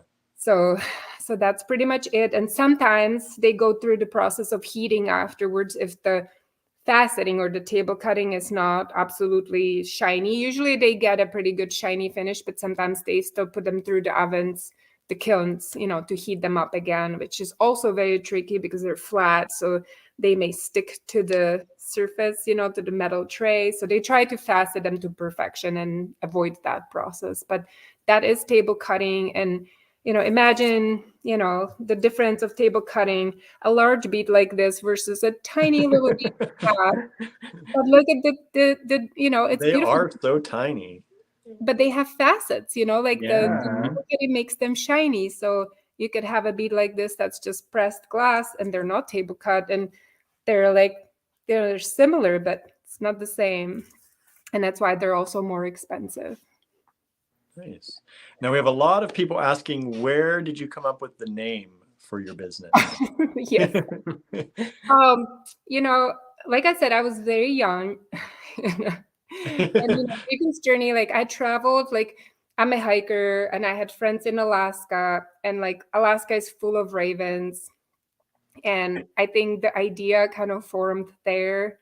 It wasn't just me coming up with the idea. Like I had friends, and they had their ideas, and it's just Raven's journey seemed like a really cool description of something that I wasn't really sure where this journey is taking me just yet. I wasn't sure if it's going to be just Czech glass beads what kind of journey it's going to be. And I was really inspired, and I am still till today, by the local Native American mythology. Like just like, when you travel to different countries, you want to learn about the local folklore and like why people think a certain way. So when I started living in the Pacific Northwest, this is like my country on steroids, because it's very green. Czech Republic has similar evergreens and similar deciduous trees, but they're so much smaller because we're a tiny European country that's been overpopulated for many centuries at this point. So the trees are valuable, and when they're too big, sometimes they cut them, so we don't get the big ones. The forests are not wild, they're planted. It has to be that way. So coming here, like, I was blown off by going hiking, and that's why my love of hiking here like grew so quickly, because the forest is wild, and it's just, it's something that I love. But I think most people, if they experience that, they would learn to love it, because we all belong to nature, and Right. it gives you something back. So traveling to Alaska and learning about ravens, and then hearing them and seeing them, they kind of talk to each other. So as you walk through the streets of Alaskan towns, and there's these ravens just talking, and then you learn that they live in pairs, they mate for life, and they're really smart. And then the mythology is that the raven, like, he brought from the creator, he brought the sun to the people. So that's how we, sun is everything to humans, right? And our planet, it's like it makes life, makes everything grow. Plants eat off that. We eat the plants and animals. And so Raven really is the creator of the world. And like, I just like the idea of like the shiny object brought from the creator. So I just always pictured myself like traveling. It's a long travel across the ocean, right? So you fly there, and you gather your shiny objects, and you fly back here, and then you give it to people, and people are just like, oh, beautiful. It gives them We are, that's for sure. So I think that, even it wasn't exactly meant to be that way from the very beginning, it just kind of formed, And then I kept the name, when later I became a little bit more of a savvy, business person, and became incorporated. And, my accountant asked me, do you want to keep this name? Are you sure? You want to call it like Lenka's Beats or something? Something that would be. I was like, no, I like the mysticism of it. I like, it's just kind of different. And yeah, we get it. You're an allegory gallery. They're like, what do you sell? What are you? Yeah, so I think it's, it still applies, like my love for nature and the mythology. And ravens, when you look into them, they're like, I'm not necessarily like a bird person. I love cats and snuggle with dogs, like the furry creatures. Like, birds are beautiful to look at, but I'm not a birder. But like, the more you learn about ravens, they're just very smart. Yeah. All right, we have another question. Bonnie wants to know, is there a way to make a hole size bigger to fit more stringing options in the Czech glass? Yes. So the traditional way of making beads is usually with like 0.7 to like 1 millimeter needle. The needle has to go through the bead while it's being formed in the machine, in the hydraulic machine. So as they press the two sides of the bead as a mold, the needle usually goes through a water with soap, and then the molten glass. Every time the machine makes a bead, the beads are not drilled after or anything. Like, people always ask me, how do you drill these beads? And so they're being formed with the hole during the process. So to put a bigger needle through is stressful for the glass. So traditionally, most beads are made with these regular, 0.7 to 1 millimeter holes. And even tiny beads like 4 millimeter fire polish have actually pretty big hole, the 1 millimeter. But to put a big needle through beads, like, they're usually like the crow beads, or some ring beads, and the process is a lot different. So like, I thought of it a few times, and it's like I've asked about it, but there are just so few of these beads that I almost like always forget. And it is kind of a mistake. It's good to be reminded, because myself, I like to work with hemp twine or leather cords. Certain silk is much thicker, it's so hard to put through those holes. So maybe that's another thing that I should expand into, to have more of these bigger hole beads. And it's just like when you put a bigger hole through a glass bead that already is like so thin, the idea of it being durable, sometimes it's kind of like, how do we do that? So the beads have to be thicker, and that kind of is logical, right? Yeah, that makes sense. Yeah, because we're seeing a lot of people starting to get into other materials. People are doing macrame now, and a lot of hemp stuff and leather stuff. I don't know how long that'll last. That's the other thing, is you never know. Honestly, like it's a like when I first made the collar for my dog, that was one of the biggest problems, to find beads that I could accommodate. And as a pretty crafty like macrame maker back then, like I just used like wire inside, and then I could hide it with the macrame around it. So it's like there are tricks how to use beads with small holes with other things, but when it comes to like leather, and when you want to really put it through, like I wish there were more beads. And I see like the O-rings, and then some bigger rondelles with bigger holes. They're definitely out there, and I should look into having a cool selection of some colors that we do here. Yeah. Okay, so Anne is saying, you said that finishes trend, like Crackle isn't as popular now, but AB finish is. Is there a finish that you've seen come and go several times over the year that seems more popular? So let's say, like personally, like, from what I learned from my experience, and it could be different for different companies, right? Because they sell things to different artists. So the trending for me may be different than for other companies. But I would say that like the AB finish, the Aurora Borealis finish, is like the most classic finish that never goes out of style. My grandma, when I went through her box of jewelry, had some like fire polished black beads with the finish on it. I didn't know what it was and anything, but it intrigued me because it was very glitzy and shiny. So I played with those as a kid. So I just couldn't believe even back then she had those. But later on, I found that they were very popular for a good reason. People like that bluish, yellowish, shiny kind of thing of them.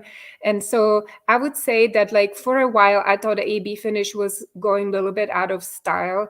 But I think maybe it was going out of style for myself personally, because I was tired of seeing it everywhere. Because we get that way, right?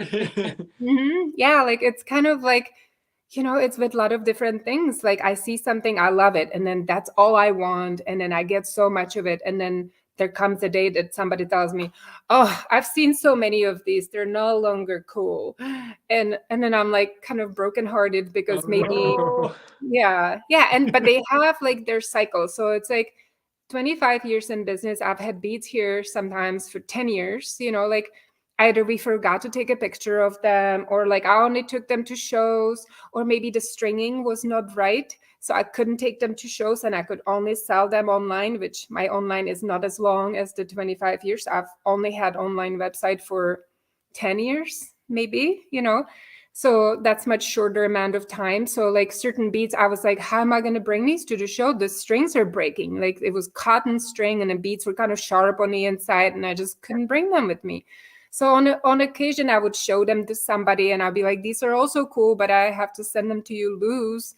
And, that's an extra work and an extra thing to remember. So I've had some of these beads here. And for a while, I thought that they are totally like not even that cool. And then now I bring them out and I put them on the website, because I could just say they're loose beads, and people are okay with that a lot of times, and they're gone in a month, and I'm like, well, this bead, I thought it was kind of like, not as cool as, because I've seen it for so long, and maybe right.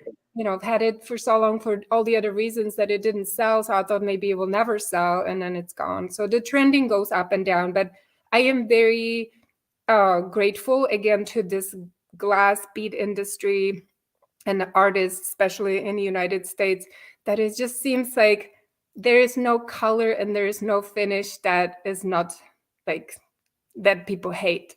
Like people call me for brown colors, people call me for yellows. I would say yellow now is more popular than it was maybe 20 years ago. Like I was rejecting like white and yellow beads. They sold to like Saudi Arabia, you know, like I think skin tone has a lot to do with it, who you sell the beads to, because certain really light kind of bland colors that would look bland on me look really good on different skin tones. So, you know, it just depends. So I've learned that like to appreciate all the beads, even they don't always come out exactly how I wished for them to be. You know, maybe there was a mistake made in selecting the original raw glass color. I wanted something more orange, and maybe they sent me more red, and I was like, oh, I don't like this bead. You know, because I don't like red as much as I like orange. So, and then they sold, and people asked me for more, so I had to order them again. The mistake. Can you believe it? I can't believe it. I'm ordering this thing again. And, you know, my bead makers would laugh at me because I would, you know, throw a little bit of a fit because they made a mistake. And then they're like, oh, maybe it was a good mistake. So, Right. yeah. Like, you're welcome. All right. So one last question. What is your personal favorite right now of all the beads you sell? What's your favorite? That's a very good question. So I would say I have many, and there's definitely like the cream of the crop for me, like because I've seen so many things kind of come and go. And the laser etching is really something because I can only get so many at the time and they sell so quickly. Then I'm like, I want more of these. So I finally figured out how to get more. And it was a tough process, guys. Like, it's not like you just like a bead and you send it to Czech and you're like, I want 100 kilos of this. No, it doesn't work like that. So the guy who, you know, makes the finish, he doesn't make the beads. So he just told me, he said, I cannot find a person who will press good quality beads that would be so good for me that like I will put my money in it and put the finish on and then put the, you know, dual finish on the laser etching on them, because I have so many that if we put the finish on, oh, there's a dot and there's a little scratch or something. And then I have to toss these beads. Like, you know, I tell him, don't toss them. And he's like, I don't toss them. They sit here forever. I don't know what to do with them. You know, people maybe don't like the finish on a big bead like that. It's not as attractive as when I put the design on it, which I completely agree. So there's only so many things you could do with beads like that, especially if they have a little dot or something. So I knew of a bead maker that lived really nearby a couple that I first started working with, and I worked with them my whole time until they retired. They were already in their 60s when I first met them, maybe late 50s. And I worked with them for probably 20 years from day one until they retired and so that was like 5 years ago when they retired. And they were always talking about, like, when I wanted bigger beads, they were always talking about their neighbor. And I registered that, but I only had so many finances to keep one family going, so I poured all my orders to this family, and then maybe somebody else was doing the faceting, and they were always doing the pressing. And so when they retired, I remember that. And so I approached this person and I said, you're the expert in making really giant beads, right? And he said, yeah, I'm known for big beads. So I had a few orders made for different big beads. And sure enough, he was amazing. And when I showed these beads to some other glass makers in Czech Republic, they were like, yeah, that's that guy, because nobody else can make these beads. Like, we don't know how he does it. Like big giant drops that were maybe this big, he did that for like chandeliers too. He had some people who were buying beads like that for him for, the chandelier industry, not the faceted preciosa stuff. So, I found the person. But then when I talked to my laser etching guy, I was like, maybe he doesn't like him. Like, are they going to be able to work with him? A lot of times these guys are competition for each other. They're not friends. They kind of go by their glass and they're like, there's there's Peter, oh, there's Joseph, and they're like, they're day making. It's a competition, and it's in some ways, it's like I wish they were a little bit more cooperative, because like it would help me, and like a lot of times kind of facilitate like friendships, and they help each other out when they see that I spread my money evenly between them, Right. so that helps. So I kind of again introduced them to each other, and they totally agreed to work with each other, and I was like, oh, win. That's a win for everyone, because I am tired of my customers asking me, Lenka, when are you gonna have more laser etched beads? When are you gonna have these big ones? I'm actually wearing earrings made with them. Maybe I should take one out. But it's okay. It's kind of like, we were like, it's like these. I'm wearing these, but they have a tree on it. So I love trees, me. So, people are asking me about these beads, and I'm always saying, I will have some. Then they come, and I get like 3 boxes. I ordered 15 boxes, let's say, and I get 3 boxes. I put them online. Within 1 week, they're sold out. And so many people are disappointed that they didn't get them, so it just feeds into this, like, hey, there's never enough of them. So, and there's only so many being made. Even it's more than you would imagine that one person could do. I think he's got some helpers, but it's kind of comes from one place.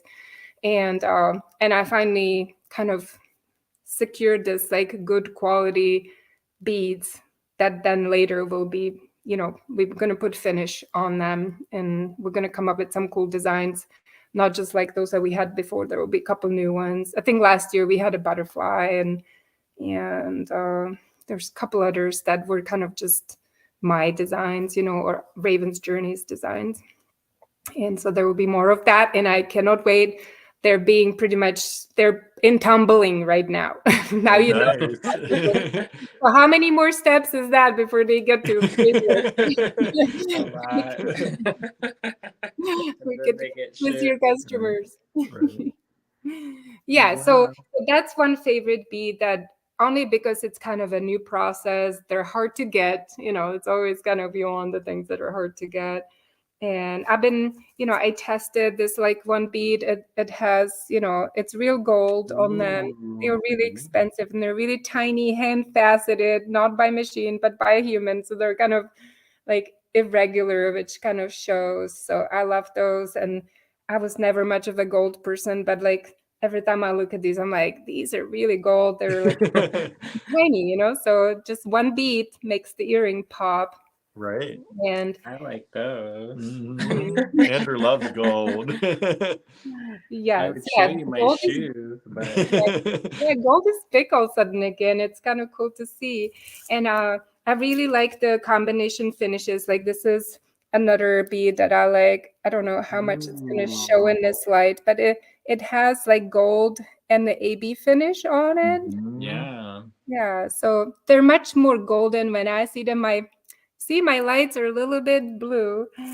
So I like those. I like all the different table cut flowers. I'm kind of a leaf flower person. So when I make stuff for me, I got flowers, on a necklace that I wear every day. It's just little flowers and little glitzy things in between. But the laser edge and some of our new shapes, like I cannot show you yet. We just had a new shipment, so I have like boxes. Like this is like what we work with every day. But behind the camera and behind my table, I have boxes. Like there's like an ocean of boxes, and it's kind of a secret. I shouldn't even mention it. I have too much stuff here. I can't turn the computer around. Otherwise, I would show you. Maybe I will at the end. But so that's a new shipment, and it will take me forever to unpack. First, I have to empty all my tables where I had my last shipment. So all of that needs to go into the stacks where there is room, in places. Maybe here. I have to organize it. I'm like a bead squirrel, people always laugh. And then I will be unpacking, and I have to say that, not all shipments are as exciting, like sometimes there's few disappointments where things didn't work out, like certain colors. I had a beautiful pink opaline glass flowers that somebody left in the kiln too long, and they got brown. you know, so there's Mhm. still a cool brown that nobody else will have ever. I hope it never happens again. But they were pink glass color that was actually a special tone of pink that when I went to Czech, I went to the glass factory and I picked my own glass shades. And that one was specialty made. And, you know, I don't know if I'm going to be able to find it again in the future. So the tone was really pretty and they burned it and it became brown. And, you know, brown flowers versus pink flowers is a big difference. So with some shipments, you know, I have to say I've cried over some like long time ago when stringing didn't go right and they didn't understand what I wanted and they did it the wrong way. So like I've learned so much through this process of like error and you know, and testing new things. You must test new things because people want to be excited to buy new beats. They don't want to buy the same old. I don't, you know, that's kind of why Raven's Journey is kind of a boutique because it's hard to like, you know, make the same beats again because sometimes they're made in a way that like recycled glass is fused together in those roundel colors and then we facet them and heat them again and the glass changes color even when you heat them second or third time when they're remelted together. So you cannot, unless you know specifically what colors they were to start with, which is not always possible to keep track of with recycled glass. So those cannot be, you know, made again, which makes them kind of cool, you know, that they kind of come and go. And then I don't have a problem managing getting new beats here, but maybe not the same ones. And so I'm going to be like, you know, unpacking this whole shipment and there's like a new shape that I've never had before. And we're working on a couple other new shapes. Ooh, Uh, nice. so that keeps me really excited. And, you know, I was asked by a friend not too long ago, she said 25 years. Wow, I didn't think that you've done that for so long. She's not a beater, you know, she, you know, kind of comes around in my life for hiking and other activities. And she comes here, she's like, what is this? And then I show her, I made her earrings and she brings them hiking sometimes with little bees or something. But she was like, so 25 years, are you tired, you know, of what you do? And I'm not. Like I don't know. I am just so grateful to customers because they always treat me right.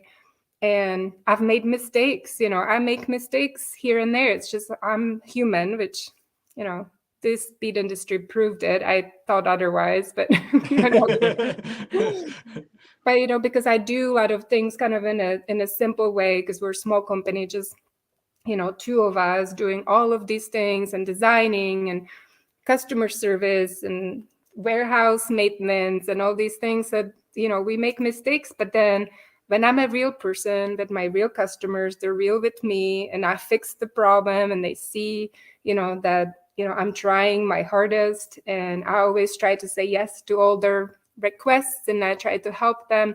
They're just always being kind to me, including you guys. And I really appreciate that because in this world, like social media and things, you see comments, people could be really mean, you know, Oh, about other humans and so critical. And so I have to say that I've been always treated amazingly well, you know, at beach shows or, you know, with anybody that I ever worked with. There's like a minuscule, not even 1%, like of people who were ever grumpy with me, like somewhere. And I think that's, you know, that does not reflect the real world. So I feel like beat people and artists in this industry are like pretty special to me and it warms my heart. And like, how could I ever get tired of working with them when they're so kind? And when they buy my beats that I think that are so cool and they like the same things and they compliment my colors, which it's like they're, yeah, I don't know, it's just beautiful and the excitement is there like on their end and on my end with these new things coming. And yeah, nice. Yeah, I mean, we have to say we have great supporters. It's one of the reasons we like to share people with them so that, you know, everybody can be seen and everyone can be, you know, they treat us so well. Our supporters are amazing people too. And I'm sure there's a lot of crossover. And, you know, we consider ourselves a boutique store too because we buy in small quantities and we change the things we buy often. And so I love working with you all and your trunk shows that we can do once in a while, because it helps us, it helps you, I hope, and it It gives our people a look at something that maybe they wouldn't have found on their own. Well, I love getting emails from you because you always like ask after the family, and it's not like I need this, it's like, how are you? How's life? How are you?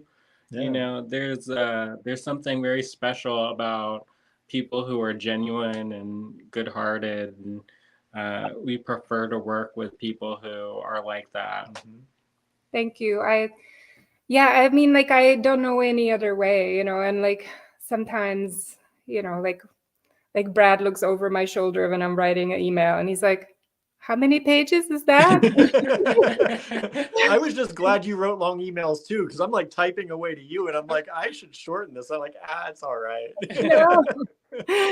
I mean, I love communication, and when I don't get it at a beach show or somewhere, where else would I get it? I live in my beach cave, like I need information. I need, that like energy support that I live on. I'm a little bit more extroverted than introverted, but the work really keeps me kind of with my stuff, so it's like exchanging ideas, or just how we feel about the world. It's important, and I don't have much time for social media. I mean, I try, and I used to be like, social media used to be different 10 years ago than today. So I have a garden, so that's like another one thing that it's like, summertime you will find me weeding my garden or something. It is not hard to do it all. Or not easy to do it all, that's for Yeah, sure. it's always kind of quality over quantity with friendships and the activities that you do, and having kind people like and genuine people like you guys. Like I really appreciate that, and it's a lot of work. Like when I saw William like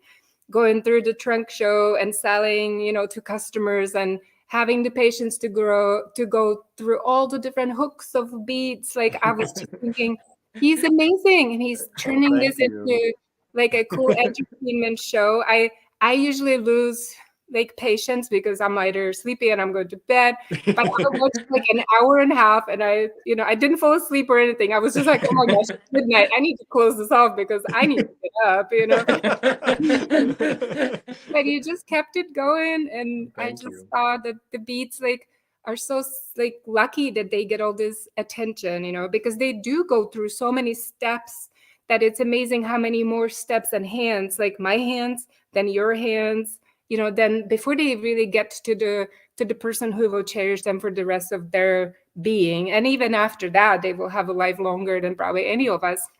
But it's just, they deserve that. And so I just think that I work with people who appreciate it, who I've been approached, in all these years of business and selling in Tucson by businessmen who want to work with big box stores, and they ask me, bulk discounts, and the volume is just so big that, first I thought, oh wow, this what an opportunity, and then I was like, we can't do that. I don't want to do it. It's just no, so it's just like you end, with working with people that you feel good working with, and there are only so many friends in my life that I could keep track of.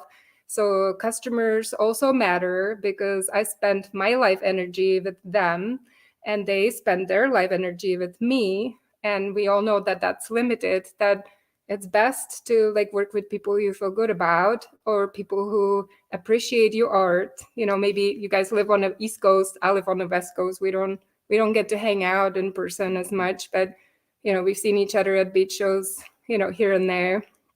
But it's like knowing, that you care for like what you do for your community, and, it means a lot. So I think that all of this connects us, and I hope that, that like makes people love Ravens Gin and Glass so much more, because they know that there's a lot more to it than what they see. Oh, absolutely. Yeah. I'm blown away with how much handwork is done, from stringing to faceting to. I think especially in this country, we think everything's done by machine somewhere. Like you just Mhm. assume that this has to be done by machine. There's so much to it. But then you Yeah, realize it's not. It's done by separate families doing separate things and comes it's together in one yeah. project.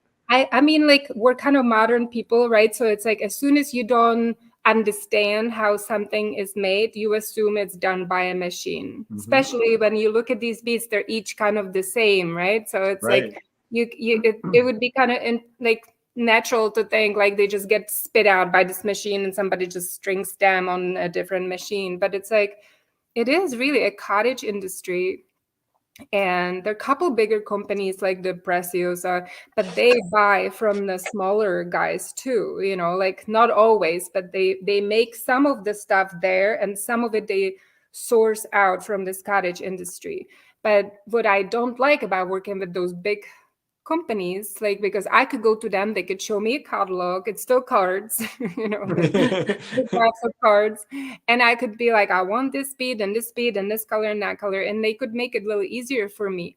But what I've learned by going to my little people, and I mean, I work with the probably 6 different families over the 25 years. One family retired and their kids didn't want to continue doing it. They kind of did for a while, and like their daughter is a lamp worker and she Mhm. makes beautiful figurines and she could do all kinds of shapes and things, but she's just not interested in like looking over the pressing part of that, like she's just an artist, like true artist. She doesn't want to deal with the machines, what her dad did, and like the accounting that her mom did. Like she's just, it's beyond her. She does not want that. So they retired and sold the molds to somebody else that I know. And luckily, they were also another neighbor that I worked with. And I was like, well, how about if we meet up for coffee and cake, talk about these possibilities? And it worked out, and I was lucky, so I could have these shapes still. They wouldn't retire with these people, or who knows who they would sell them to. So it's just important. And so these big companies then source out some of their stuff from these smaller families, but they say, but the price has to be this. We all know that from big box stores or companies here, corporations that do that. They dictate the pricing, right? So on a smaller scale, it happens in Czech Republic too, and I don't appreciate that as much. And I don't need that. I'm Czech, I speak Czech, I understand the industry. I could go, like, when I go visit my mom and dad and my sister and brother, like I could also go to these people and sit down at the table and we talk about the past and the future and the politics and the bead making and my ideas of where I would want to go next. And they tell me a price, and I usually take the price as is because I understand. And I go through the pricing, like when I place orders anymore. Now the dollar's been fluctuating and there's inflation, so especially this year and last year, but even the years before, when like Czech became part of the European Union, so of course people need to be paid better, and a lot of things became better. A lot of these finishes, like before we became part of European Union, the chemical like the stuff that was like used for finishing beads or even making the beads maybe wasn't perfectly safe for the workers, maybe even for people who were wearing the beads. As we know, we go through, it's like information is everything, right? Like we learn that something is toxic when there's a powder, in a factory, and they use all kinds of things to color the glass. Heavy metals are involved. Like once it's fused in the glass, it's safe for us, but like for the workers there. So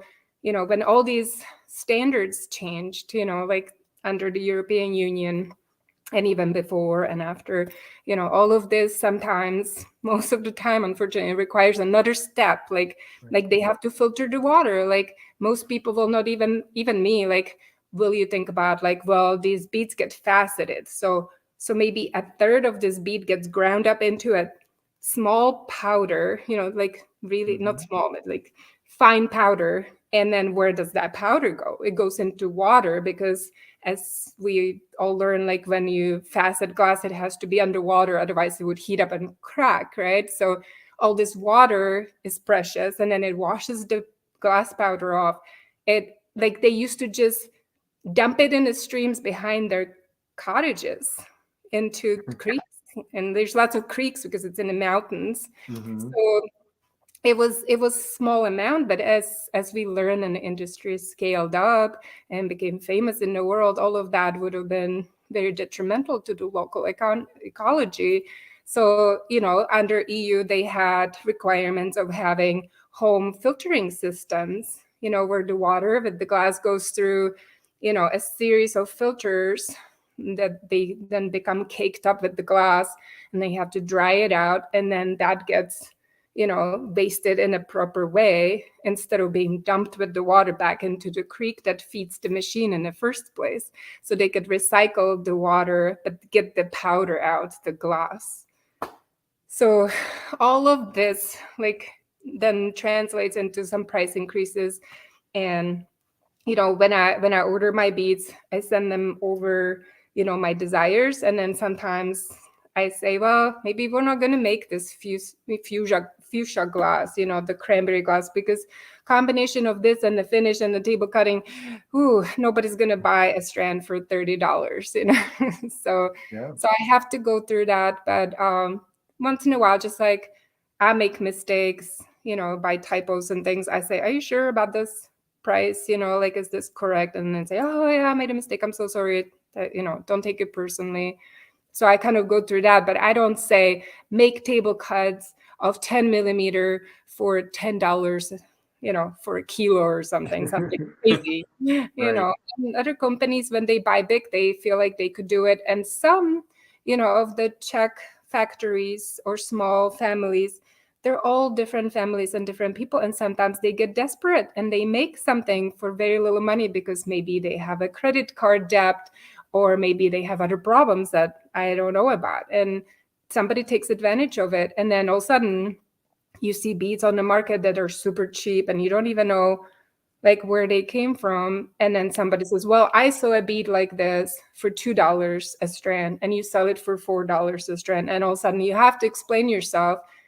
And the customer could, trust you or not. So by me being who I am and doing this for 25 years, I hope that, most of my customers by now who work with me could trust me. And it's also an important part of this relationship, that, like what I say, that then they receive the beads and they see they're beautiful and they're quality made. And then I try really hard so they get what they pay for. And when I tell them I'm a boutique, I'm not a closeout place, So Right. Yeah. they always tell me that they rather have something unique and beautiful than super cheap, so that's kind of where I go with my orders. And that's, I'm not afraid to order something that's out of the ordinary because it's more fun for me too. Right. Well, we always talk about how we're not a race to the bottom type of people. Like it doesn't help anyone to be like that. Mm-hmm. I think it also, and for me, it matters that you care about the families you work with, and preserving this legacy and carrying it forward into the future. I think that's so important because, like you were saying, even though it's more costly to have those water filtration things, but you're protecting those people, and it's definitely a good thing that Yeah, it protects their immediate environment. And that's just one example of many, of certain improvements. And yeah, I just, I'm Czech. How could I go to my country and feel superior and say that they should harm themselves in the process of making me wealthy or something like that? Right. Yeah. Or go poor making you wealthy. That's yeah. And when it's like your neighbor. Right. Yeah, these are your people. And it's a really good symbiosis. Maybe some people could think that Raven's Journey is a middleman, because I go to the people and they could sell directly here, and some of them try, but it's like I have the language of here and I have the language there. So I'm a great communicator between the two worlds, which are far apart, and the cultures are different, maybe not substantially different, but when it comes to colors and things, what I see trending here, they wouldn't see that without traveling here and living in it, and it's the ideas that I give them. Like a lot of times, like the bead makers, not all of them, but the bead makers are not necessarily bead artists. Like they don't have time to like sit down and always think about the next new shape. They're so preoccupied with all these steps that they really invite a person like me who will do the sales, because that itself, is a full-time job. And then that I could sit down and feel, brave enough, to just say, I want 20 kilos of this color, and I will sell it, fast enough that I could come back and order more stuff. That a lot of them just rely on me, knowing that they don't have to hustle somewhere else, that they could just, like I get little phone calls through WhatsApp and, our communication places where they say, hey, Lenka, we're a little bit low on this work, like for faceting or for certain, like we have 2 workers and they're running out of work. Do you have something? Could you use some more beads? And usually I look and I'm like, oh my goodness, I am missing 5 colors of this thing. I forgot, because I'm busy. I don't, like designing for me, like when I go to my office, it's just, I have office at home and then I have office in my warehouse, and I like to be in my office. It's cozy. I have pretty pictures around me, I have a nice chair. But a lot of times I'm like, oh, I have to be in a warehouse. I'm just going to start a fire here and make it more cozy here, because I just walk through these stacks and I look at my shapes and I'm like, oh, I could use more of this, or this is running out. And then I walk around and I'm like, I need an inspiration for these flowers. Like, what other color combos did I make before? So being around the beads, gives me inspiration. But then in the home office, like it's like a vacation day for me when I could sit down and make the room cozy and I don't have to fill orders or I don't have to do all kinds of other things. I could just sit there and have a cup of tea, I drink it by the gallon. And, and then just kind of like look at the glass colors that I bought. I get little samples of all these little colors. So I have them all laid out around me. And then I just kind of like let them talk to me, and then that kind of slowly happens. I write down shapes and then I start writing down the colors that I buy raw glass too. So I have like a stash of raw glass in Czech to work with. And then when we run out, we buy more if it's available. But I usually buy a stash to have on hand. And so I'm going through that. And then, 6 months to 12 months later, there comes a bead, and I just love it. It's really, so that's a rewarding part of my business. Like, dealing with my accountant and taxes and making sure that like, all the bills are paid on time, that is, I think most people don't like that super much, but it's just filling, yeah, but filling orders and talking to customers and designing beads, like I love doing that, and just wish I had more time in each day to like save more time for a little bit more hiking or I know, right? If only. Yeah. Well, I know you work long hours. If you ever come out this way, we have some great trails around here.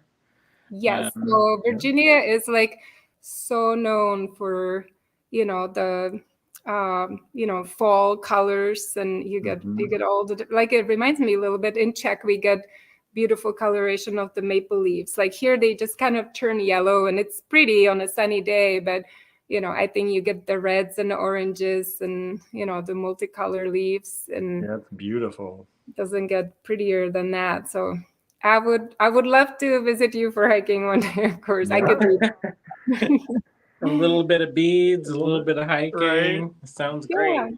Yeah. Wow. All right. Well, we've been going for like 2.5 hours. That's great. I love it. I love when we get to chat and just the time flies by like I didn't even realize. But yeah, so thank you to all of you out there who've been watching, who've been sharing, giving us thumbs up. I hope you enjoyed this from Lenka at Raven's Journey. We always enjoy working with them over there, and this was very informative even for me. So I love hearing about it and knowing where things come from. I think it's really important when we make things and our hands are on them and our brains are on them and we're focused so much on them that we understand where they came from and how to pass those on and share that with other people. So thank you, Lenka, for joining us. Thank Thank you. you. I thought it's going to be half an hour. I know, right? I told you we'd get chatty. I'm a troublemaker. Don't invite me if you don't have an hour for me. Well, thank you all. And thank you, Lenka. And we will see you here at Allegory Gallery live at 5 tomorrow, right? With Tomorrow. Andrew. With You guys are hard workers. Hard workers. What's happening tomorrow? You're live at 5 again. Aren't I You in talk about Tucson Tucson. Andrew's still in Tucson mode. It doesn't count, right? I want to see all the goodies that you bring from Tucson. I'm so jealous that you got to go. It's I just know. Well, that's going to start Wednesday. Yes. okay. I think I'll do a Czech glass. Since I'm so inspired, I'm going to maybe do something with Czech glass. Czech glass tomorrow. project. That'll be good.